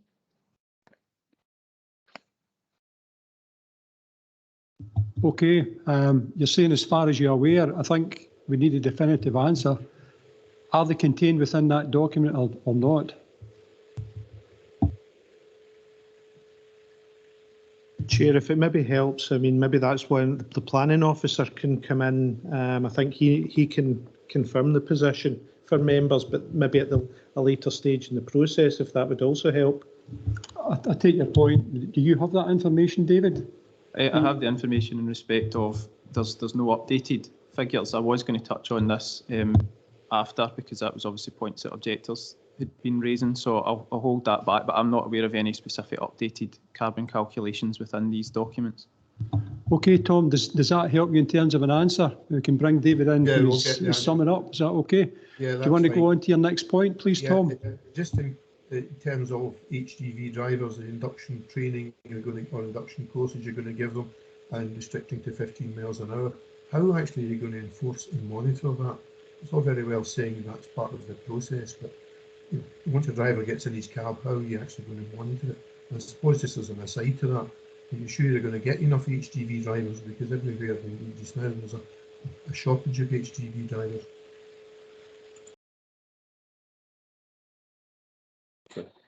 From point to point, obviously, we'll know generally how long it takes to get from the quarry to the site entrance. So, it can be managed time-wise that way. We'll obviously work with the quarries and the HGV drivers to make sure that they are properly inducted, and, the site officers and the construction managers will, of course, ensure that this plan is implemented and people are complying with the requirements. Chair, can I just come back on that? Yeah, of course you can, Tom. Yeah, no, just to say, best level of all, trying to measure the time it takes to get from the quarry to the site really does not give any indication of the speed of the traffic, if traffic's been speeding, because they just need to slow down somewhere else or stop. So I hope that was that the tacho cars are regularly checked and things, just to make sure that there has been no speeding. Yeah, they do have tachographs, so those are things that can be checked regularly as well to make sure that they are complying and make sure that they're working to the plan and to our requirements. That's fine. Maybe we've got something to make sure the monitoring is compliant. Thanks. Is that okay, Thanks, Tom? That's fine, Chair. Okay. Lynn, anybody else there? I've got Councillor Todd wanting to come in. Jim? Thanks very much, Convener. Thanks very much, Kirsty. I've got 4 questions for Kirsty, if that's okay, and will I read them all out at the one time? Is that okay? I'm interested, Kirsty, in why you decided to change the original planning application for borrow pits. Why change it to imported rock now? I take it that for the original application, there would have been a lot of geology work done to identify that there was enough rock that could be achieved through the borrow pits for the proposed plan. And I'm just interested in why you're changing. You touched on it earlier about environmental impact, this balance between traffic on the road and CO2 emissions into the atmosphere. But I'd be interested to see why you changed that. For me, that's a material change, and I don't understand why you changed that if it was so important in the first application. The second one was how many HGVs per day do you envisage to be on the road in a whole day, and what will the operating times be? Time in the morning to cease at the afternoon or at night, whatever. If you envisage any nighttime work, because this is going to go right through the winter, what safety steps have you taken for winter operations when it's darker mornings, darker nights? The third one is the private water supply, and I think one of the objectors touched on it. Why are you boring for water within the construction site? I think they touched on that, so I'd be interested to see if the construction site is boring for water for use. I take it that's for cleaning the wheels and cleaning the trucks, such like before they go out onto the road. What's going to happen to that wash water? Is it going to be treated before it goes into the water table?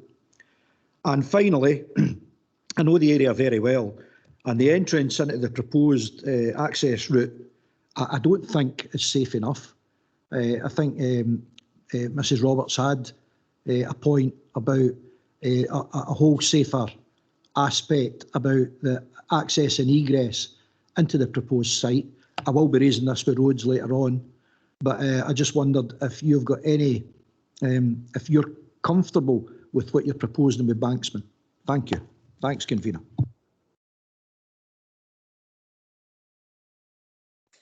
Thanks for your questions. In relation to your first question, obviously I did touch on it in my statement to say that, you know, it's another option. We obviously will still have the option to use the borrow pits on site if we wish to do so. The intention is to import stone just because it's quicker. As I say, that's the normal process for constructing wind farms in any event. You know, not every developer would use borrow pits to get the stone needed to construct the wind farm. So we don't see it as a material change at all. It's a normal construction process. In relation to the HDVs, 106. it is detailed in table 9 in the TMP, which will show you that in the peak of the construction phase, there will be 107 HDVs per day. So that's the most that it will be.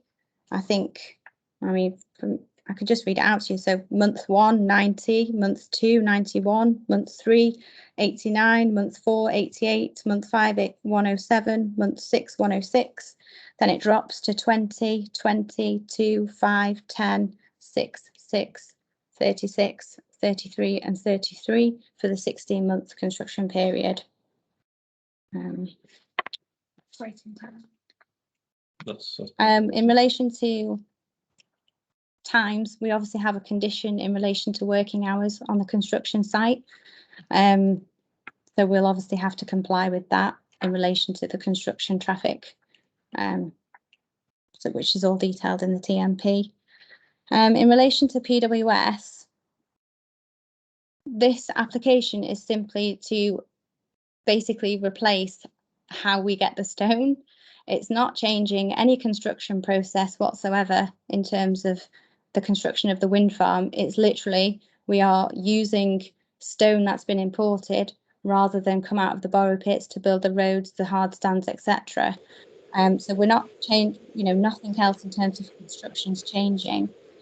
I think the borehole that was referenced by one of the objectors is actually in relation to another condition. So that serves the multiple farms under condition 36 of the application. So we're not boring any more boreholes within the planning boundary. In relation to the site access junction, obviously we've had an independent traffic management company assess the site access junction.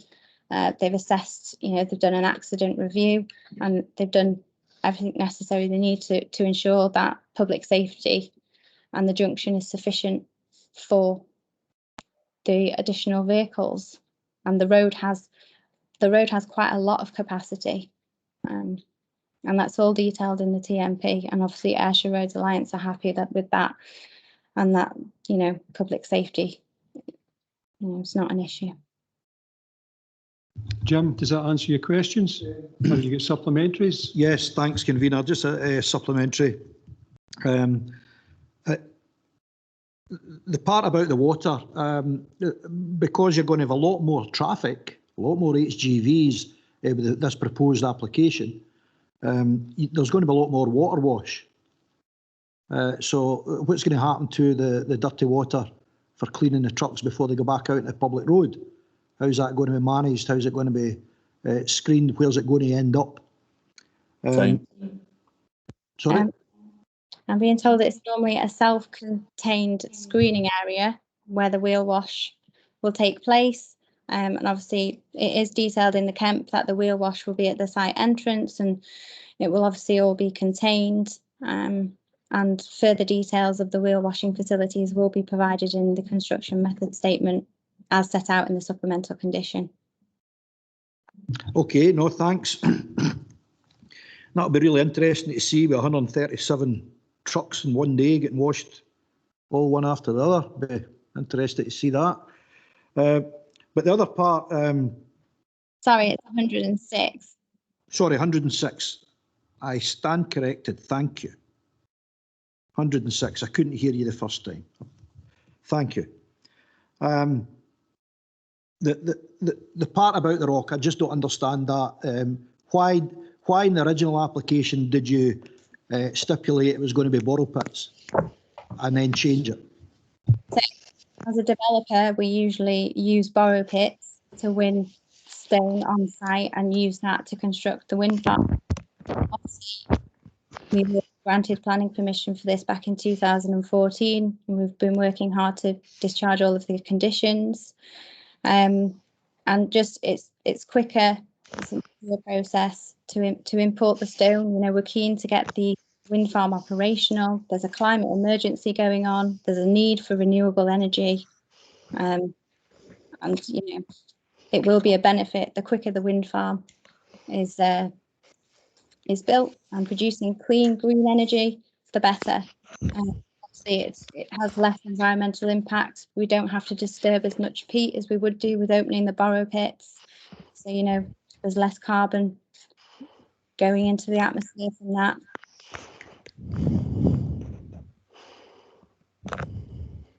Okay, Jim, that answered you. Yep. Okay, members, any other questions for Kirsty? Any hands? No. Okay, Kirsty, I've got some. Can I just take you to the transportation of stone, the importation of stone onto the site? You engaged the services of an independent consultant. Now, my understanding is we're taking stone from two quarries, one being Floke and one being Tincorn Hill in Sorn. Can I ask you about the assessment of the impact to traffic on the villages of Sorn and Catrin? What account was taken of that and the cumulative effect of what was coming out there? We didn't take account of the effect because the quarry's own planning permission for the operation of the quarry would have dealt with the impacts in those areas. So, you know, they will have sufficient planning conditions which restricts, you know, how many vehicles can move in and out of there in the day, presumably what times they can move. So I think that wasn't a concern because their own planning permissions would mitigate those impacts in those areas itself. Okay, so the bottom line was there was no assessment undertaken of the cumulative impact of the lorries that you were taking out of Tincorn Hill on the village of Sorn and Catrin, is that correct? Yeah, because it wasn't necessary, because their planning permission provide for how many lorries can go in and out of their quarry in a day. So, you know, if they're fulfilling our order, they probably won't be able to fulfill someone else's order if they're limited in terms of how many lorries they can come in and out in the day. Okay, I'll maybe get the planning officer to come in his summation. Okay,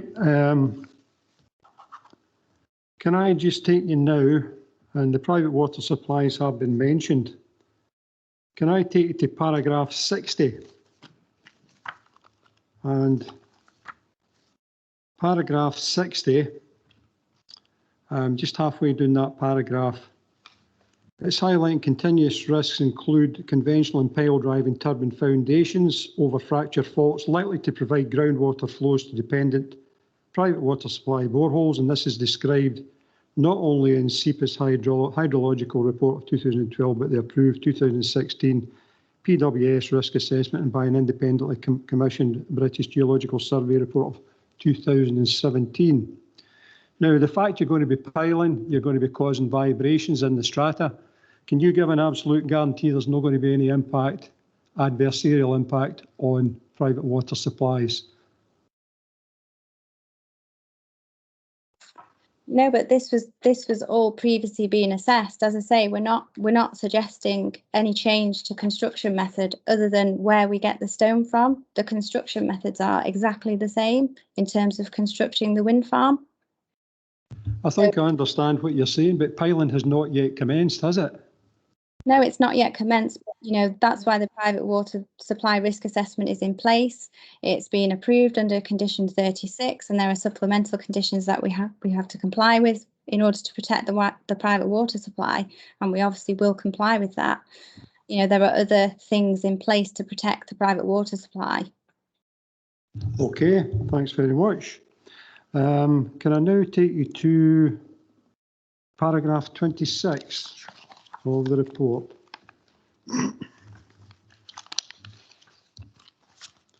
And this relates to paragraph 26, audit points 1 and 2, the traffic management plan. Let's see where we are. Okay, if we go into the SEMP, which contained within paragraph 27, that advocates halfway down that paragraph, industry best practice, IEMA indicates that a SEMP is a live document which is reviewed and updated at regular intervals throughout the project life cycle. However, we note that Community One Power have stated that they will undertake at all times to comply with all legislation, regulations, guidance and best practice applicable at the time throughout the construction and operation of Snedden Law Wind Farm. But Snedden Law says some of this information is out of date. Now, if Community One Power gave an undertaking, and I quote, undertake at all times to comply with legislation, regulations, guidance and best practice applicable at the time. Now that's quite specific. Can I ask you why you have not kept these documents updated? Well, we believe the documents are up to date in terms of compliance with the conditions and construction methods, but you know, in order to alleviate the concerns that were raised, we're happy to provide the undertaking that if they do become out of date and they need to be updated, then we're happy to do so. But I think with respect, Kirsty, you already gave that undertaking. And I think in relation to the assessment that was done by Ironside Farrer, that is clearly not the case. So I think in regard to going forward, we need a firm undertaking from you that these documents will be updated in line with what you have clearly advocated, guidance, best practice and legislation. Yeah, so and can we have that undertaken? That undertaking is in the CEMP already. That's been added into the CEMP as a commitment, and obviously supplemental condition 1 to the discharge of the CEMP document has been provided so that it will be updated as and when is necessary. So that is provided for, and the planning officers provided for that as well. Okay, so let's go on to the core path networks. That would be paragraph 29. Paragraph 29 is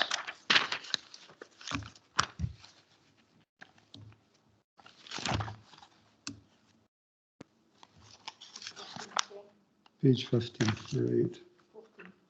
14. Thanks, Lynn. Okay, so our outdoor access officers don't see any concerns. It goes on to say the path temporary stopping up orders required by Alarm Reform Scotland Act, and that's quite specific. Now, if we go into paragraph 85, I think, paragraph 85. Okay, and what we're saying there, the good practice guide is explicit in that. That's halfway down paragraph 85. Access rights may be suspended on land in which construction work has been carried out except for routes that are core paths or rights of way. This suspension applies to areas where building operations are active rather than the whole area under the developer's control. So it's already highlighted in the report that you're going to give cognizance to the core path network, and you're looking to give alternative provision in regard to providing access. Do you see any conflict between what you're proposing to do and the actual traffic management, i.e. the volume of traffic on site?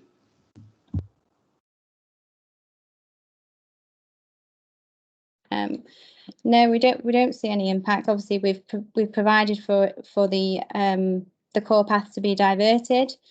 Whilst that's happening, obviously, we note that the planning officer feels that more information could be provided in this area, and he suggested a supplemental condition to the TMP, which we will accept if the document is approved.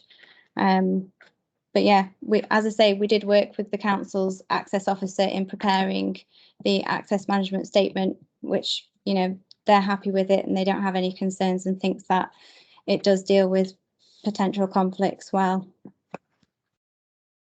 Okay, Kirsty, thanks very much for that. I don't have any further questions for you, so thanks for your representation and thanks for your answers in terms of the questions from elected members. Thank you. Okay, members, that's the hearing closed. So I'm going to bring in the planning representative, supplemented by any other officer who feels that they have information to give to us before we make determination on this application. So I think we'll start with you, David, then maybe Craig, and then perhaps Rhodes. Okay, so over to you, David. Thanks, Chair. Obviously been a large number of points made, so I'll do my best to kind of go through what I think are probably the key ones and perhaps give a bit of clarity to members. So there's a few things I might touch on that probably Craig will look to expand on, and Kerr as well. So forgive me if I just kind of skim over them a bit more and rely on their advice. Chair, just before David goes into the comments, I am aware that obviously because this is the first time we've had a remote hearing, I know that obviously a number of objectors and the applicants have also spoken today. Notwithstanding that, I see within the chat function that Mr. Berlo-Jackson has made a comment. Obviously it occurred after he had spoken and obviously during the applicant's presentation. In normal course of events, once an objector has spoken, we wouldn't normally allow them back in to make any further comments, and I think that was probably clarified to people at the start. However, I do note that basically Mr. Jackson and Berlo-Jackson anyway wanted to just explain that when he was talking about, I think, the traffic study that was carried out, his position was that he was basing his calculation on the same figures as community wind power, as I understand it. So just to make that clear, but also to say to the objectors that the hearing procedure has now effectively closed. Okay, thanks very much, Craig. Okay, David, back to yourself. Thank you, Chair. I'll start with Dr. Connor's comments and presentation. The kind of first part of it was more about the kind of legal situation and whether the application is competent and whether you are able to make a determination. There is information in the report about why we do think it's competent, but I'll leave that issue for Craig just to touch on in due course. Dr. Connor said that Inside Farah advised that the dissent was unenforceable. I don't actually think that's quite an accurate comment about what IFL have said. They do note some contradictions in it, but they do advise that it's quite a low risk if there was any contradictions, and ultimately through the report itself, our advice is that any contradictions that do remain do not render the document unenforceable. I think the document actually remains fit for purpose and can be enforced if there were breaches that came forward. Dr. Connor touched on the lack of information on the extant application 200069 PP and why that had not progressed. It's quite frequent in discussions with applicants that if they request that we hold an application while other matters are ongoing, that we do that. So the application has essentially been held in abeyance at the moment with no further work, and that's been at the request of the applicant. And during that time, there was an appeal running for a very similar matter, so they were concentrating on that, as well as this application that's in front of you today. So I understand the applicant is likely to withdraw that Section 42 application, but it does remain with us at the moment. But it's under agreement that no further progress was made on it until there was progress on either the appeal and or this application. So I would expect some movement on that depending on the outcome of today.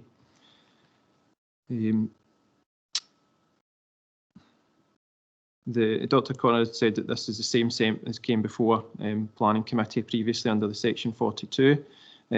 That's largely true. There is now the undertaking that's been mentioned about complying with up-to-date guidance and documents and so on.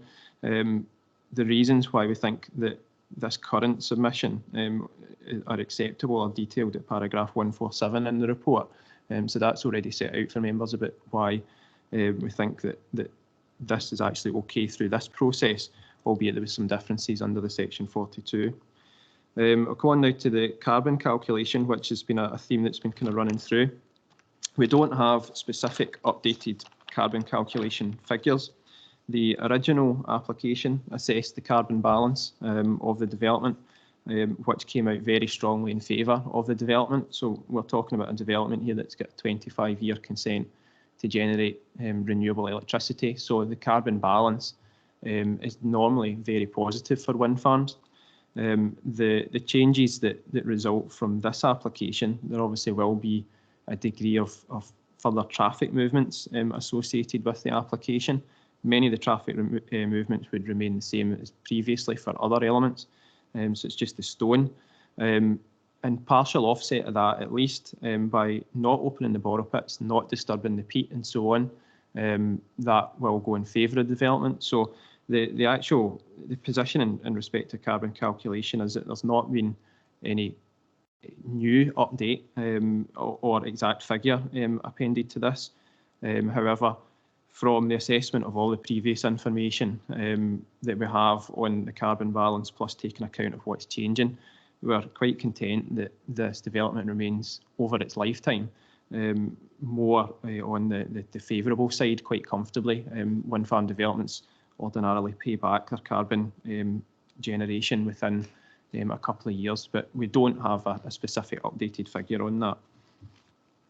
Just a point to make that I think Dr. Conrad said that SEPA had objected. SEPA have not objected. It's not an actual objection from SEPA. Their position was less than that. Just the wordings in the report there for you. Turning now to the wheel washing details. This element's not particularly different from the previously approved SEMP. There are some details in the SEMP document about committing to wheel washing.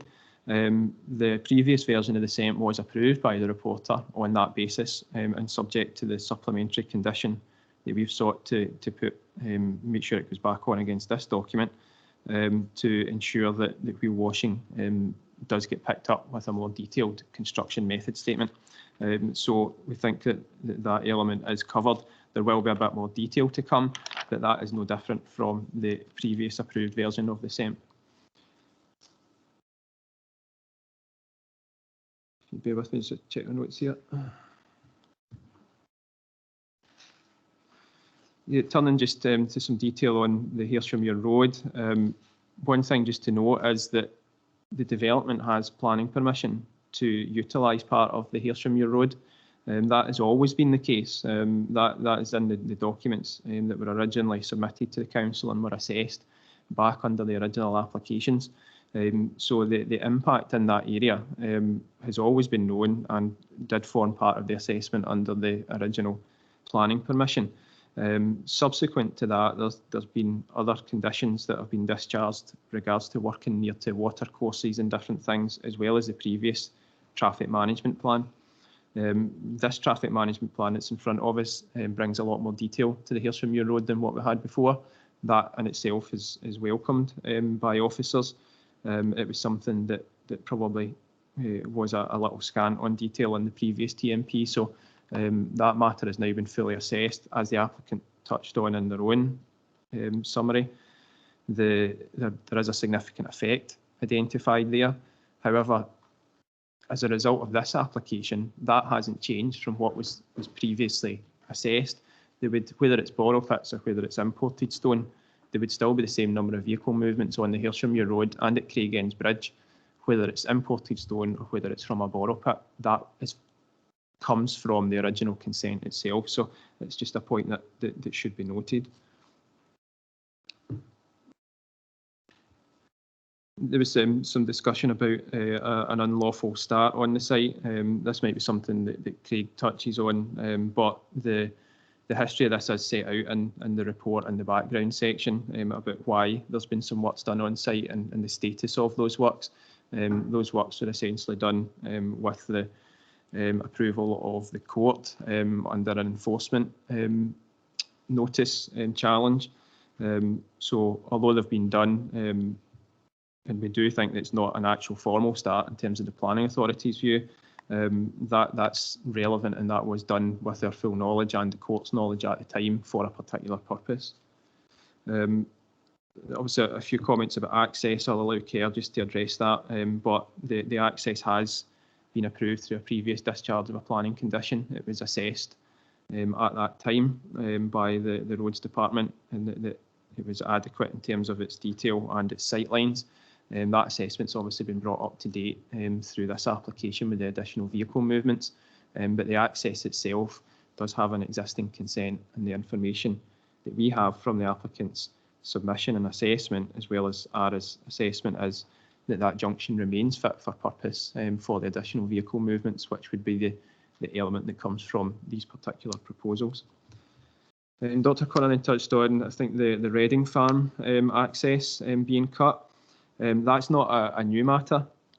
That also goes back to the very original consent, where the application site, where it comes from the public road and heads towards the main body of the site, does cross the private access for Reading Farm. That is a private access road in that area, but the original consent itself allows for that to happen, so it's not a new matter, and I wouldn't have expected it to be particularly picked up in this assessment, so I'm not surprised that there's no further detail on that. Turning now, I think, to core paths.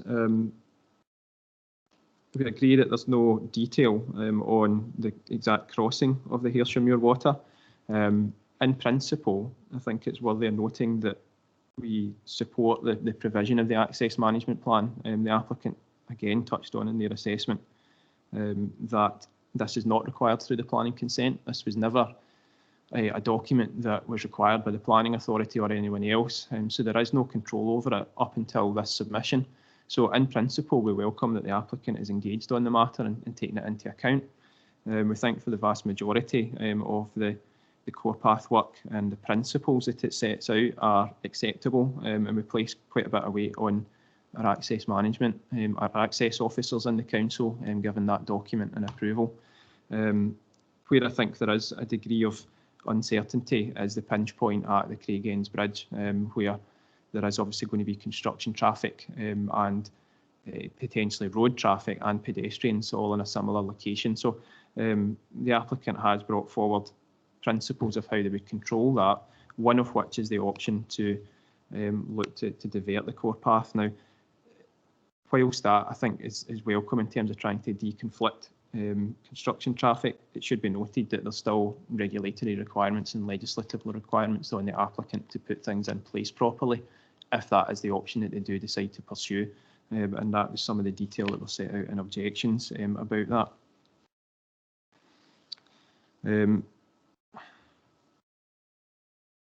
Bear with me. Move on to Mrs. Roberts. Some of the comments, there's a couple of things on roads which I'll allow Claire just to pick up and wrap up with. There was some discussion about the speed limit, the 15-mile-an-hour speed limit that's in the traffic management plan and whether that's enforceable. That's quite a common method of mitigation that applicants will commit to. We have that on other large-scale developments, and if I can reference the South Kyle wind farm, it's not specific to 15 miles an hour, but the site contractor there does police that essentially to ensure that if there's any complaints of speeding, they are making sure that their drivers are complying with the toolbox talks and the documents that they set out. So this applicant is essentially doing the same type of thing. So we think it's enforceable through the traffic management plan itself. So if there's reports of speeding, we can ask the applicant to investigate that, and we can investigate that as well as officers and attribute any vehicles that may be speeding, and then there's enforceability through the actual document. So we do think that's enforceable, and it's just something that we would pick up if there was reports of that. But we welcome the fact that the applicant has looked to things like that to try and minimise impacts. Mrs Roberts says that core paths must remain open. I think through the applicant's submissions, that is their intention. I don't think there's any indication that they're going to try and close core paths. So they have engaged, as I said, with the access officers on these issues to try to mitigate impacts, and that element's welcome. Mrs Roberts also talked on the carbon emissions, which I've touched on earlier.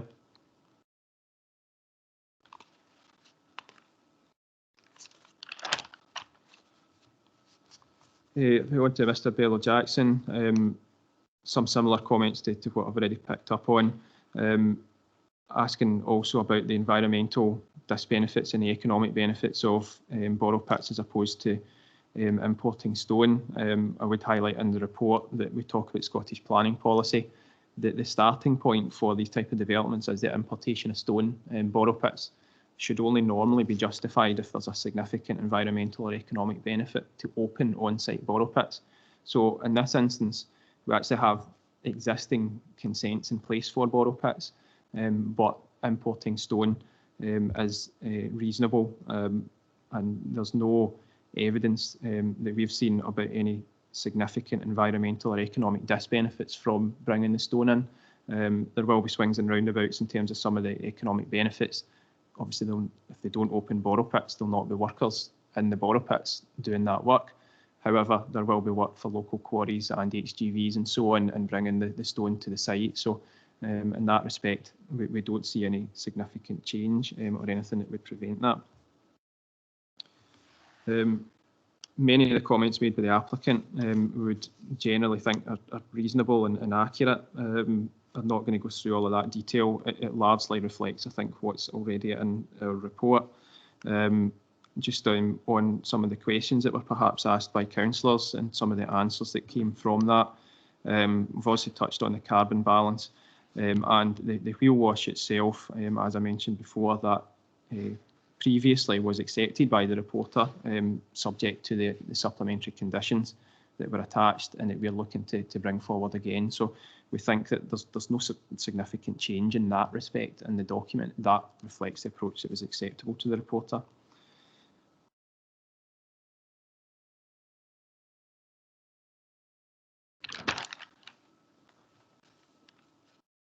Just bringing on, it was a couple of the questions asked by Councillor Todd and some of the responses to that.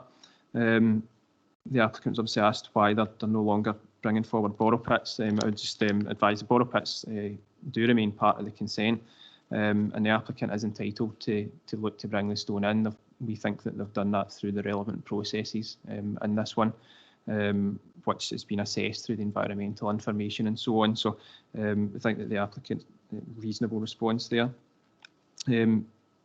Kirsty also touched on the HGVs and read from the table. That's in the document. The expected vehicle movements are there for, and that's what's been assessed by ourselves and ARA, with no significant effects found on the roads external to the site.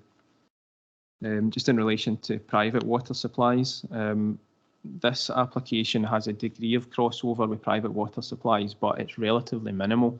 That side of things is all controlled through the supplementary conditions on condition 36, which were imposed by the reporter and subject to the documents that were approved, the water risk assessment.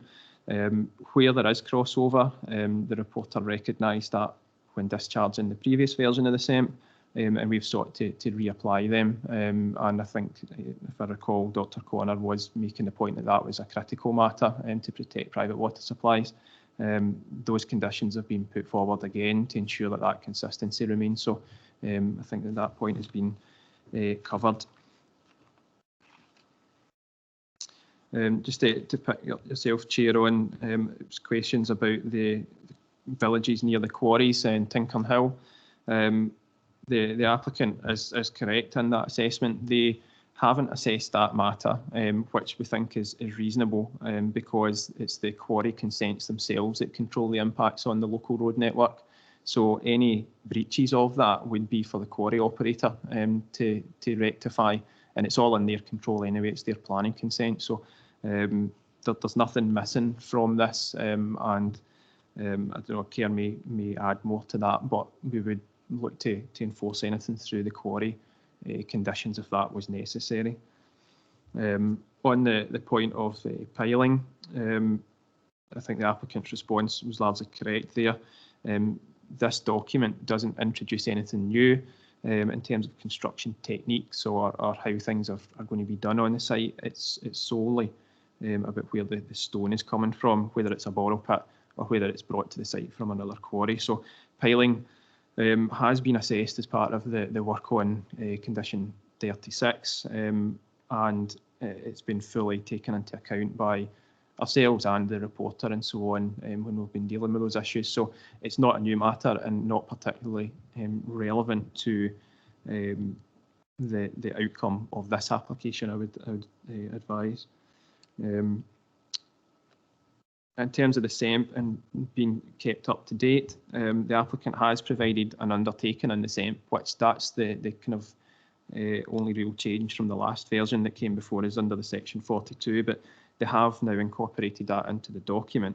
But we think that there's additional cover on this issue through the supplementary condition 1 that we've added, which will look for any revised SEMP documents if there's any changes on the site, or as a result of anything, any kind of regulatory requirements from other bodies such as SEPA and the like, because there's other permissions the applicant needs to apply for. We think that actually probably better reinforces what Reporter Cunliffe had obviously wanted. He envisaged it being a kind of living type document, but in my reading of it, I don't think he left conditions that easily made that a possibility to actually be fulfilled by the applicant as we went forward.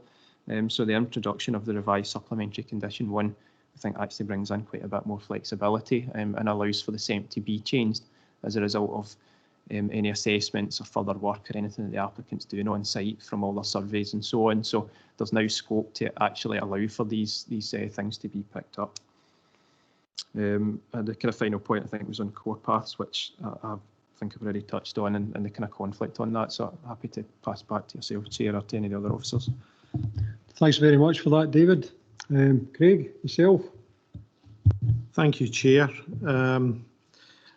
I note during David's presentation, I think he made a comment that Dr. Connor had indicated that the SEMP was unenforceable. I think it wasn't about the SEMP. I think she was making an issue wider regarding other conditions. But in any event, I think from our perspective, the report clearly says that from an officer perspective, we believe that these two documents can be supported in a positive way through a recommendation, and that any potential conflicts have been managed and mitigated upon, and clearly it's set out within the report the reasons for that, and we have also suggested further conditions to mitigate that.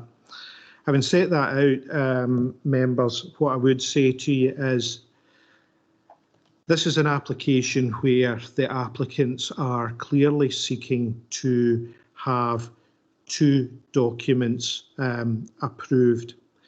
They previously had two documents, a SEMP and a TMP, a traffic management plan, but they're now looking for those documents to be replaced with the two versions that are currently before you today. By way of background, you will be aware, members, that this is in the context of the planning consent 130198 PP. So the applicants have planning consent for the construction of a wind farm at this location. And as a consequence of that, the principle of development for wind farm has been established at this location. We're also aware that as part of the 130198 PP consent, that the two documents that are looking to be approved in relation to supplemental, in one case, supplemental conditions, namely the SEMP, and also in relation to the TMP regarding condition 37. The SEMP the SEMP itself and the protections that are afforded to minimise or reduce any risks of pollution. The SEMP itself and the controls that the Planning Service originally put in place through Condition 15 and then through the supplemental conditions imposed by the reporter when the reporter approved a SEMP form part of a suite of conditions which provide an attempt to provide interlocking controls to regulate the construction activity on the site. So in terms of the SEMP, there are also, and the reporter, Mr Cunliffe, previously identified there were a number of interlocking controls which also correlated or corresponded to 8 other conditions within this consent, one of which being an environmental clerk of works, which is required. And to show the interlocking nature of all these, the environmental clerk of works has the opportunity, if there's a significant environmental effect, they will have the ability to stop works and then to notify the planning authority, the applicant and others, and the reasons behind it so that the matter can be resolved. So the reason I'm saying this is that the SEMP itself is one part of a bigger picture, a bigger set of interlocking controls. Although I do accept, members, that today, for today's purposes, we are looking at this new SEMP document and we're looking at the traffic management plan. But I think it is important contextual background to know that there are interlocking controls within this consent for the wind farm on that site. This application that's been brought forward to you today is not been made under Section 42 of the Town and Country Planning Scotland Act 1997, and I know that that certainly Dr Connor made reference to Section 42. As we know, a Section 42 application is one where any applicant, not just this applicant, can make an application to the planning authority to ask that or to seek not to comply with certain conditions. As part of the consideration of a Section 42 application, you're required to consider whether or not, having regard to the development plan and other material considerations, additional conditions or should be applied or not, and that will determine whether or not a Section 42 application is ultimately granted or not, because if you would grant the application with the same conditions, then the legislation would require you to refuse it. Now, in terms of that process, what you would then look to do would be to see which conditions you should or should not apply to a Section 42 application. And as part of that consideration, you absolutely need to look at which conditions are still live and which conditions are not. Now, I know that there has been much discussion, certainly by Dr Connor this morning, about an excerpt of an opinion that was provided by Graham Dunlop, our own advocate. And Mr Dunlop, over the piece, has provided us with a considerable number of opinions in relation to this development. But I am conscious that it is an excerpt that Dr Connor is replying to, that has made reference to.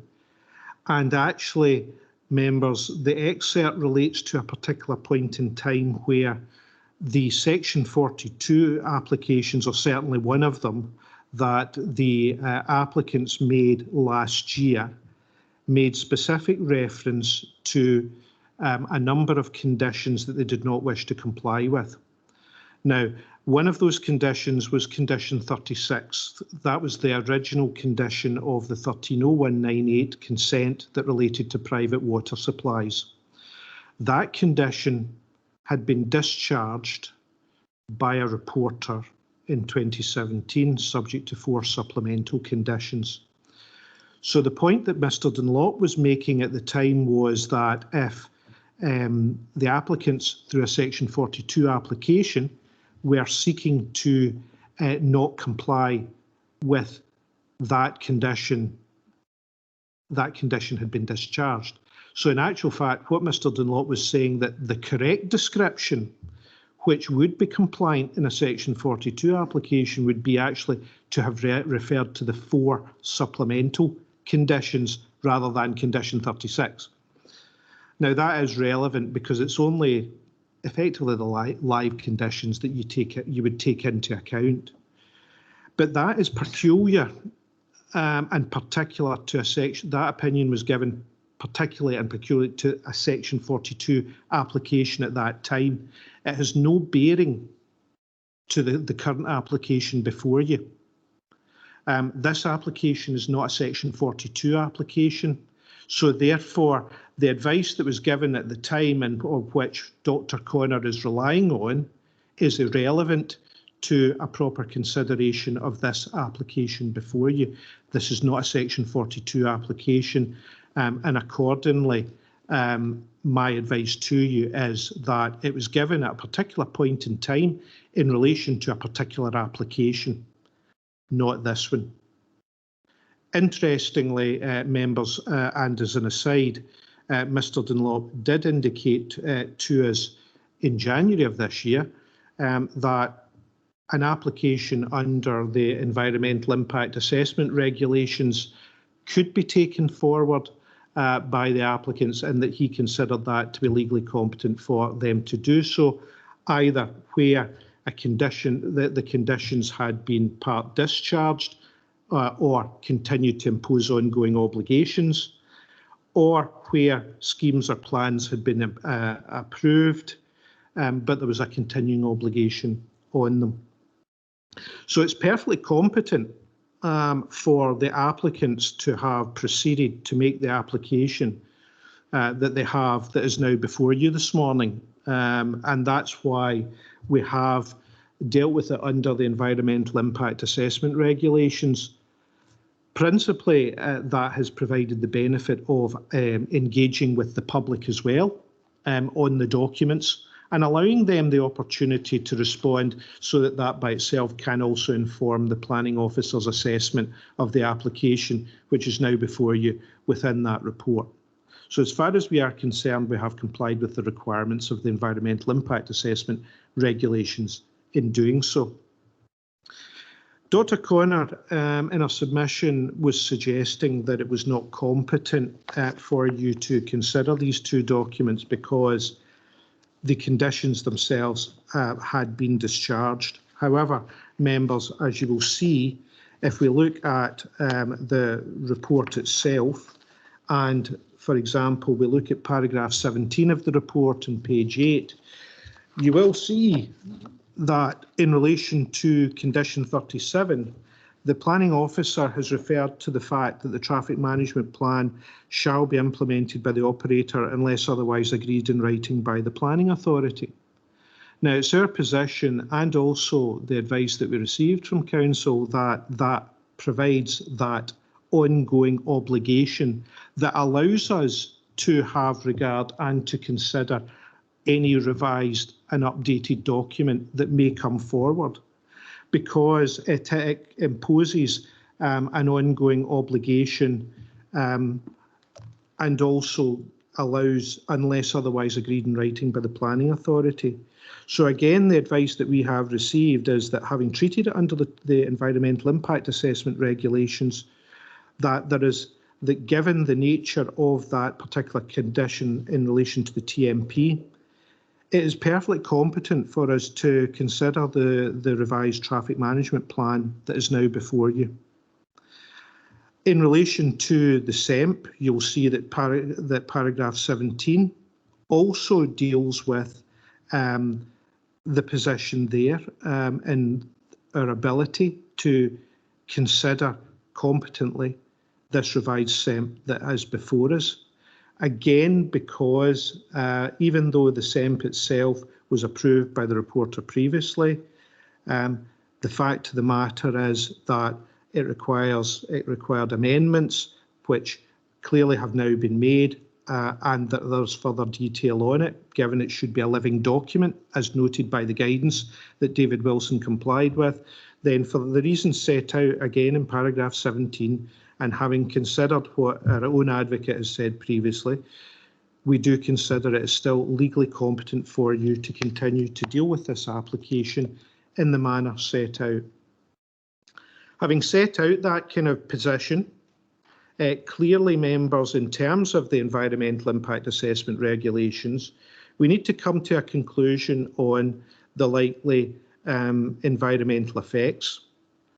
And given the regulations allow us the opportunity, as reporters have previously done, including with the SEMP condition, to look at whether conditions can be imposed to mitigate or minimise any particular issues that arise from these reports, then we have sought where we believe it is necessary, whether it is reasonable to do so, to minimise and mitigate some of those effects.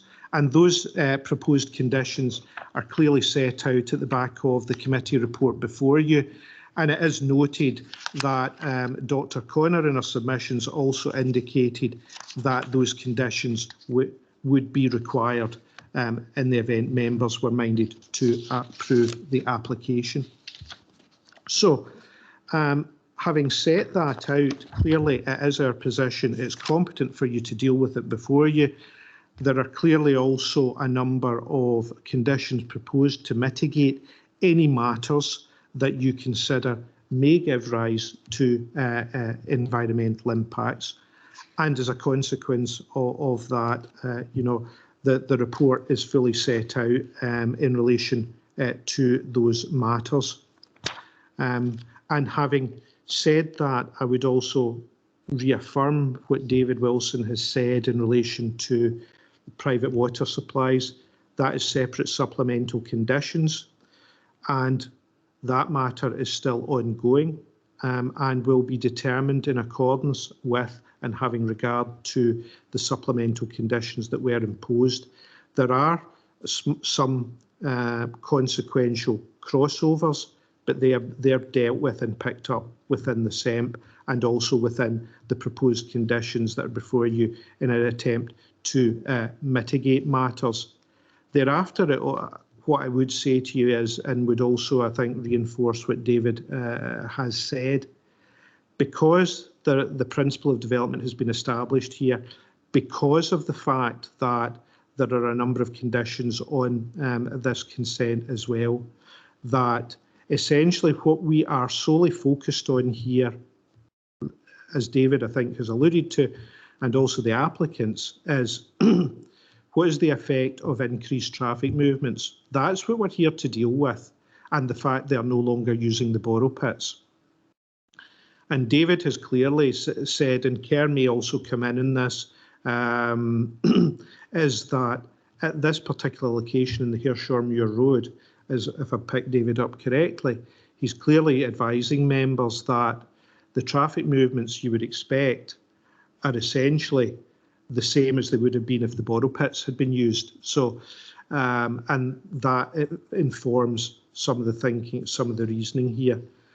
So, members, what I would then say in conclusion is it is competent for you to proceed to deal with this application today, and that the recommendation is there with suggested conditions to mitigate and also address some of the issues set out within the report.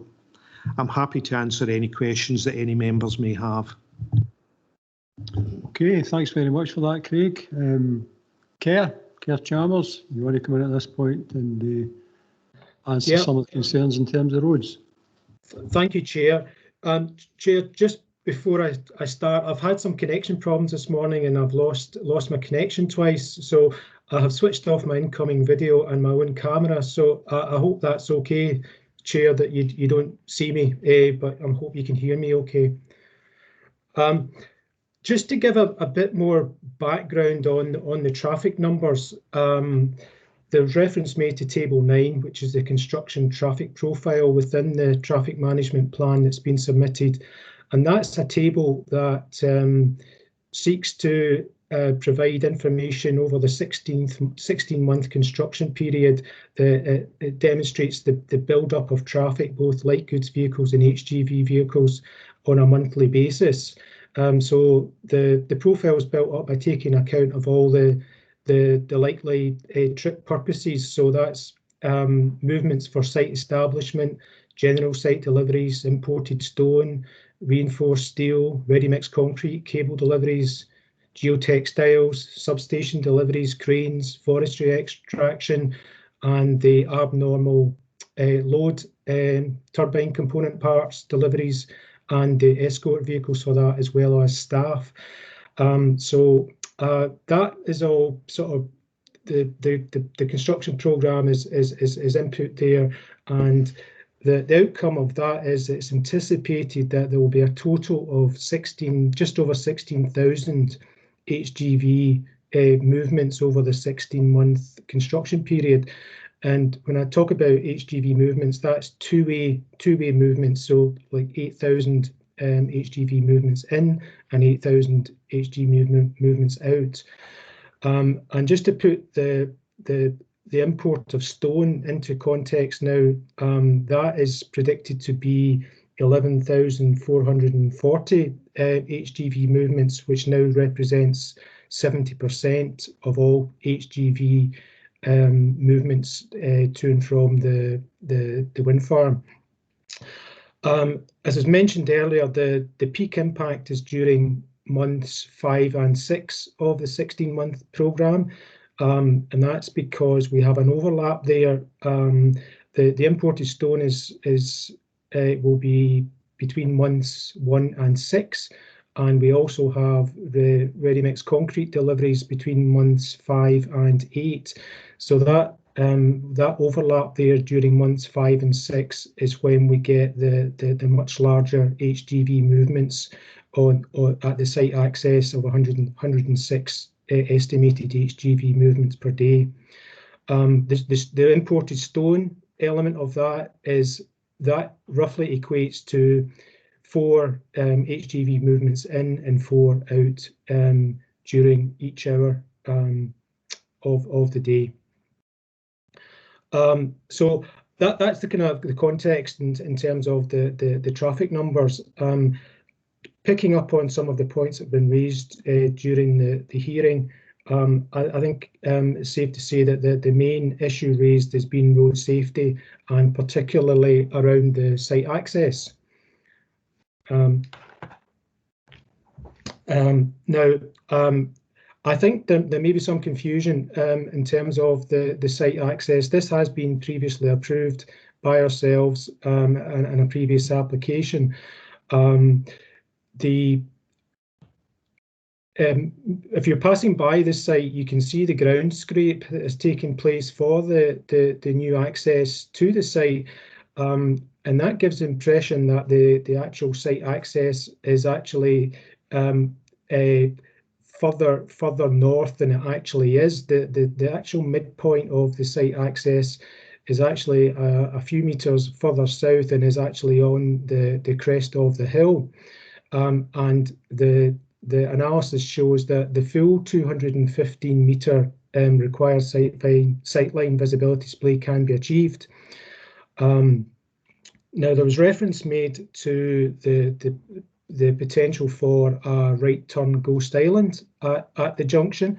When we responded to last year's Section 42 applications, we noted that obviously the proposal now to import the stone would result in significantly increased HGV movements, and we asked that the potential for the need for a ghost island right turn lane to be considered. I think Dr. Connor said that we required a redesign.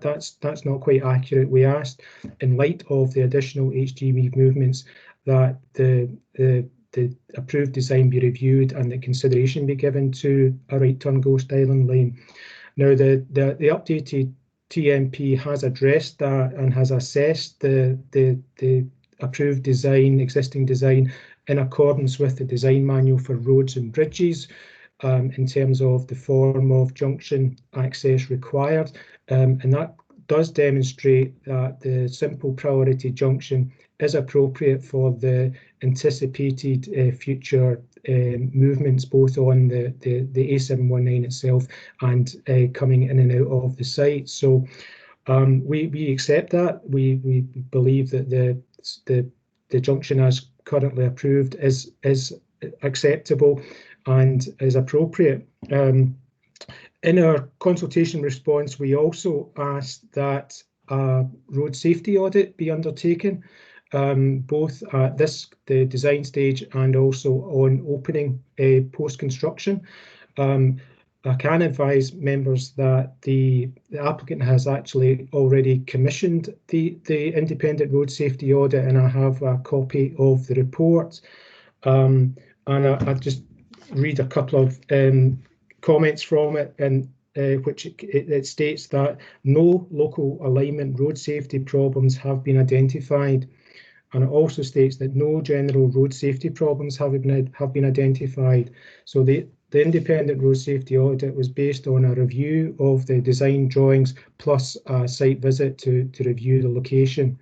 And I have also reviewed the location on site myself, and I'm satisfied that the full visibility sight lines are achievable and that there are no road safety implications arising from that. I did miss some of Mr. Bello-Jackson's comments about the road safety, and I think some of that was in relation to the crash map data that was included within the TMP. Just to advise members that the crash map data is it's reported road accidents from the police forces across the country, and it's actually data that's supplied from the Department for Transport, and it's the same data that comes directly to the local authorities from Police Scotland as well. So it's the same data that we have, only we have more up-to-date data. There's generally quite a lag with the crash map data on its website. I did undertake a quick check of the crash map crash history this morning during the proceedings. And for the last 5 years to June 2020, if my arithmetic is correct, there was 7 reported accidents between the A77 and the A71 junctions on the A719, and the nearest.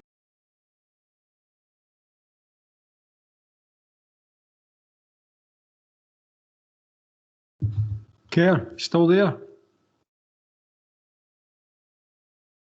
I think we've lost them. Satisfied with the information contained Kerr, within the TMP that there is no particular road safety issue at the proposed site access.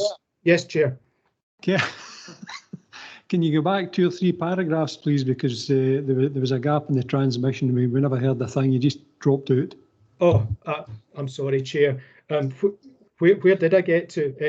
You're just past the accident statistics linking in with the A77. I think it was the A719. Yes.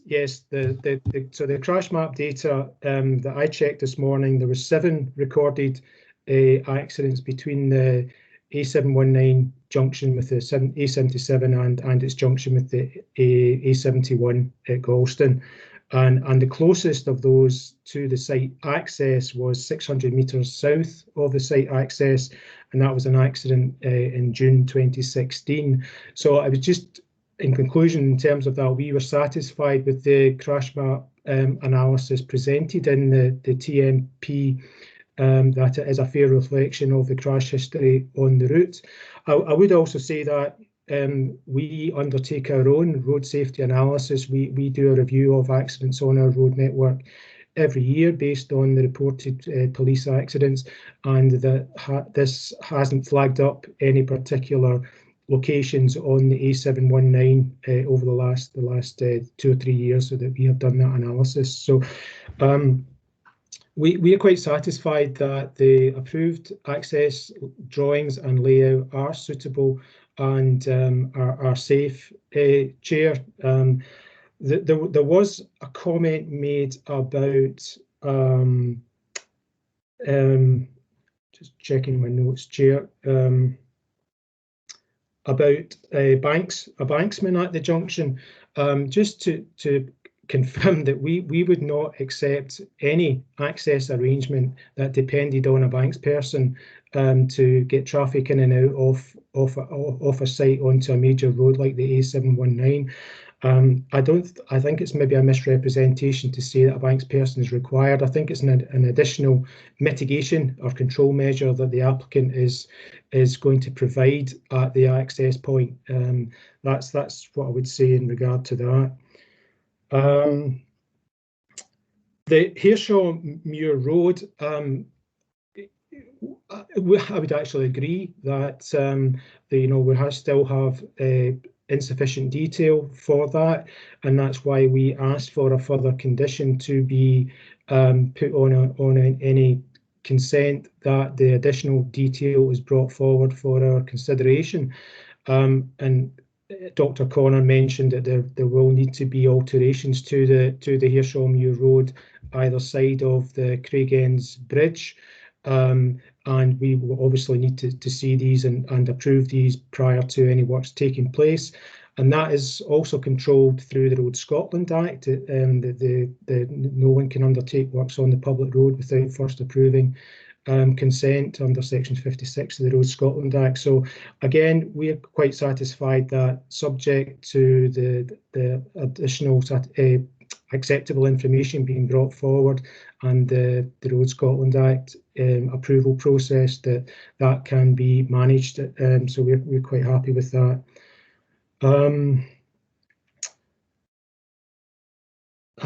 Just to pick on the wheel washing, the transport, the TMP does refer to wheel washing facilities being present at the site access and also adjacent to the core path at the Hearshaw Muir Road as well. So whilst we don't have the precise details of that, those would be contained within the construction traffic management plan. So again, we are happy with that. Dr. Connor mentioned that there was no swept paths for abnormal loads. That's not correct. The swept paths for the abnormal load survey report was contained within the TMP as one of the appendices. But the abnormal load deliveries will be controlled through separate applications and discussions with the applicant and police at that time. I think that's most of the points I had, Chair, but obviously happy to take any questions in any specific aspect. Okay, thanks very much for that, Kerr. All right, members, we're kind of down to the committee decision. So is there any points of clarity in regard to the planning officer, the legal advisor and the Ayrshire Roads Alliance officer at this point? Councillor Todd, Jim. Thanks, convener. It was just for Kerr. Thanks very much, Kerr, for that. I heard most of what you were saying. I've still got concerns about road safety because I know that we're looking for in context of the opening into the proposed site. We're looking at the end of the 70, just at the 77 coming on at the Galston Road, and from Galston up to the site. But the lorries don't just appear there. The lorries, 103 lorries a day, are coming from Sorn, Cotton and Floke. So there's a lot more traffic on those roads. So that has to be taken into account. The other one is I'm still unclear about Hearshaw Muir Road. Now, it says in the papers that there's going to be about 55 cars and light vehicles. What do we class as light? Is that a 3-ton truck, 4-ton truck? Are we going to accept that there could be traffic, increased traffic going up Hearshaw Muir Road as a shortcut to get to the top of the site? Or is all construction, all business traffic going through the new proposed site down at Reading? And the other one is, and Kerr knows me well, and I know Kerr well, I'm worried about school times because a lot of children will be getting dropped off. There'll be buses. I don't know how many buses are on that road, school buses, and private taxis. So I would really appreciate if roads could get an agreement, if this is accepted, with the developers that there's special cognizance taken of school pick-up and school drop-off times. Thanks, Kerr. Okay, Kerr, do you want to respond to Councillor Todd in regard to the points he raised? Yes, thank you, Chair. Just maybe starting with the Harshaw Muir Road, the U40, I can confirm that all site traffic will use the site access of the A719. There is not, the use of the Harshaw Muir Road is not permitted for any wind farm construction traffic or general site access, Councillor Todd. So just in terms of HGV movements in general, yes, I mean, we absolutely do accept that it is quite an additional number of HGV movements over the construction period, as I say, particularly during the stone importation stage. And we have looked at that, but but I do have to say that that as we said earlier, in terms of the extraction from Tincorn Hill Quarry at Sorn, that's already permitted through the existing consents for that quarry. There already is traffic management protocols that govern to ensure that there's no platooning or it's measures like that, and there's existing restrictions. From there onwards, it's on to the A76 at south at the Catrin Road end, which is obviously Trunk Road, and then once we come onto the local road network, it's all A-class roads. It's the A71 and the A719 and the A77. So they're obviously all designed and classed to deal with all classes of vehicle, including these HGVs. If traffic had been on to lower class roads, such as a B class or an unclassified, then yes, definitely there would be much more concern. But we're satisfied that these roads are capable of carrying that additional traffic and can do so safely. Clearly, the HGV traffic will come through Hurlford on the A71, the traffic coming from Sorn Quarry, and the HGVs coming from the Float Quarry will necessarily have to come through Waterside and Moscow. So that will have an impact, but we hope that the mitigation measures in terms of speed controls, etc., will minimise that impact. So there is an impact, but we think it's manageable, and the roads are appropriate for the use, Councillor Todd. Oh, and sorry, and just on school times, that's something that can be picked up in the construction traffic management plan. If members did wish to place a restriction on travel at school times, then that's something that could potentially be added. Okay, thanks very much for that, Kerr. Jim, does that answer your questions? Tom, I think I see your hand. Yeah. Yeah, thanks. Tom. Thanks, Chair. Just a question. Obviously, there's a lot of concern about the U40, the Harshaw Muir Road, and it's already recognised that there's more information required. I'm just wondering, once that information is available, will that be brought back to the members for approval to have a look at what's proposed, or will that just be done by officers? I prefer that the members got a sight of that. Okay, who's going to answer that? Craig? Members, obviously, initially it would be dealt with by officer, but if members did feel that they wanted to have sight of it and effectively sign it off, then it's entirely within your gift if you wish that to happen. So if you felt that was the way forward, then yes, you could ask for that to happen, but ordinarily it would be dealt with by the officers, having taken account of the views expressed by members here today at the committee. Yeah, thanks to Craig. Tom, do you feel quite strongly about that? Do you think it's beneficial we get a look at it before it's passed? I think it is. There's been so much concern raised by everybody about it, objectors and the community. So I think it would be worthwhile us seeing just what is proposed and signing it off. Okay, I wouldn't have a problem with that.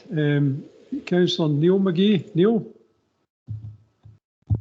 No, it's all right, Chair. Thanks. My question's been asked. Thank you. Okay, thanks, Neil. And we've got, sorry, Councillor Filson. Drew? Thanks, Chair. Just one for Kerr. Would both quarries be used on the same day, or they done individually? I don't have an answer to that one, Councillor Filson. That would be a matter for the applicant and the agreements they have with the respective quarries. You know, the information that we have is the anticipated programme, and it's an aggregation of transport movements over the month. But the day-to-day, there could be day-to-day variation on that, and that would be subject to agreements with quarry operators. Thanks, Kerr. Is that okay, Drew? Okay. Right. I'm not seeing any other hands. So we're now looking for determination. We've got conditions in there. We've got advisory notes. Maybe we need to look at the conditions. Tom suggesting an additional one, which I don't have a problem with. Members, can I have a proposal, please?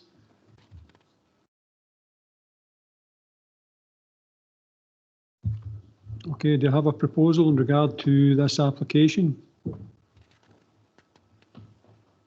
Okay, I will propose move the pass this, subject to any additional conditions. I would ask Rhodes if there's any, in regard to advisory notes, whether we need to make them conditions. We've also got in paragraph 124, down the bottom there is the traffic management plan, the construction hours, and down the bottom they're saying to avoid uncertainty, however, a supplementary condition should be attached if members wish to approve the document to clarify that condition. 28 governs the delivery times and the approval of the revised traffic management plan. Now that is covered in, I think it's condition. Thanks, Craig. Condition 6, which advocates the wording. Though competent delivery and turbine erection may take place outside these hours, at section 7.1, bullet point 8 within the Transport Assessment Traffic Management Plan is not hereby approved. And what they're advocating as well, in terms of the reason, to prevent conflict with the wording of planning condition 28 of permission 130198 pp and for the avoidance of doubt. So condition 6 covers that. Would that be right, David? Yeah, we think that makes sure that the document still aligns with the other planning conditions on the consent. Okay, thanks very much. So, members, I've put forward a motion for approval subject to conditions and the additional one by Tom. Do I have a seconder? Councillor Crawford. Okay, thanks for that, Billy. Members, is there anyone otherwise minded? Just Chair, before we go, do we feel as if we need another condition regarding the school, the time of the school? Yeah, good point, Billy. I think that's a fair and reasonable point. Can we integrate something in terms of a condition to take account of the traffic management and linking in with the school times? Yeah, Chair, I'm quite sure we could come up with some wording that look to restrict vehicle movements at certain times, going past I think it's Loudon Academy is the relevant school that we're talking about here. Okay. Are you happy with that, Billy? That can be accommodated? Yeah. Jim, did you want to come in? Yeah, thanks, Convener. It's a very important point, and it's about that there'll be a lot of children in all those little settlements, houses. They'll get picked up with taxis and cars going up these roads. And it's just a concern about that, pick up in the morning and drop off at night. And there'll be buses from primary schools as well as the secondary schools going up to these houses up these roads. Okay, thanks, Jim. I've got another hand up there. Tom, sorry, do you want to come back in? Yeah, just in relation to the condition I was talking about, I think the way to address that is in the condition 5 it's proposed, which says, prior to construction, it goes on to say the written approval of the planning authority. I think that should be the planning committee. Okay, so we can integrate, that's covered in condition 5. Yeah, so instead of planning authority, it should be on a proposed planning committee. Through you, Chair, I think that how we would deal with it is clearly the condition is that stands, going back to Councillor Cook's point, is it's for the written approval of the planning authority. The planning authority is the council. So in that basis, I suppose what we are saying is I don't think the condition itself needs to be changed, but what we could do is add a recommendation to the minute of the planning committee, is that the committee would ask that the traffic management plan would be remitted back to them for your consideration. So it would be an action of the committee. So what you're basically saying is that rather than it be delegated to officers to discharge that condition, you're asking that it's the planning committee in its function as planning authority would basically sign off that matter. So we can word the minute to reflect that it's not officers, it's the committee that's acting as planning authority in relation to that matter. So it wouldn't necessarily need the condition to be worded, if that helps. I think David McDowell will also come in that. Once he has done, I was maybe just going to, if through your indulgence, Chair, as well, to maybe talk about the additional matter or condition that's been proposed to the TMP round about the schools. I think what we would maybe need to do, I think, as we've perhaps done elsewhere, and David McDowell can come in on this to perhaps clarify further, would be that it would be an additional condition in relation to the traffic management plan that would require, further details around vehicle movements at school opening and closing times. I think is perhaps what we're looking for, and that would leave it perhaps sufficiently specific, but also give scope for that further detail to come forward. But I think David McDowell was perhaps wanting in both matters. Okay, I'll bring you in at this point, David. I see I've also got Councillor Drew Filson. Tom, do you want to come back in? Is that a legacy hand? Legacy hand, Chair, sorry. Okay, thanks for that, Tom. Okay, David, you want to come in then? I'll bring Drew in. Thanks for that, Chair. And I would just, I think, taking forward what Craig's suggestion would be, that would be good. Just to kind of highlight, though, that from the quarry's perspective, they all obviously have their own conditions, as we've previously alluded to. So they will function and have mitigation in place about, when vehicles travel through local areas. So maybe Kerr can come in the back of that, but it is something that was considered for each of the applications when they were, dealt with at the particular time. So particularly Sorn, I'm thinking of. Okay, thanks very much, David. Drew. Thanks, Chair. Just going back to my earlier point there, I'm just wondering if a condition could be put in place where they can't use both quarries in the one day. I'm just kind of conscious of traffic coming, lorries arriving at this site entrance. It's a bit dodgy anyway, as people have alluded to, that they could be arriving from the northbound and southbound at the same time. So I wonder if that's a possibility. Kerr, in terms of traffic roads, is there anything you'd want to add in that in relation to what Drew's highlighted? Is it reasonable to put something like that in? Well, I'm not sure it is, Chair, on the basis of the site access, that it's been designed to cater for the predicted traffic numbers approaching from both directions. So I'm quite comfortable with what's in there and the design, and it shouldn't matter whether we've got turning movements in or out from either direction. Okay, thanks a lot. David, you want to come in at this point? Yeah, thanks, Chair. One of the kind of mitigations of using the two quarries is to split where the stone's coming from, so that not one community or area gets the full impact kind of for any length of time. So if we were to try and restrict it to one quarry, which I don't think we can really do, it would actually result in kind of higher daily peaks for a lot of the communities that you're trying to protect. So although maybe on some days some communities would have nothing, on the same day the other communities would have the full impact. So the applicant had looked at the north-south split of this to try and alleviate the kind of peak pressures going through a lot of these areas. And if we tried to do something like that, it would kind of remove that element of mitigation. But to be honest, I don't think it's something that we can adequately control through a planning condition anyway. Okay, thanks, David. Okay, members, any other points? Okay, I have a proposal approved from myself, seconded by Councillor Billy Crawford. We've discussed conditions, we've added a couple, we've got advisory notes in there. Just want to go through the conditions again, you know, what we've added, etc. Lynn, can you take us through that, please? Yep, thank you, Chair. Currently, members, the proposal is to approve the application subject to the conditions and that the revised document replace those previously approved.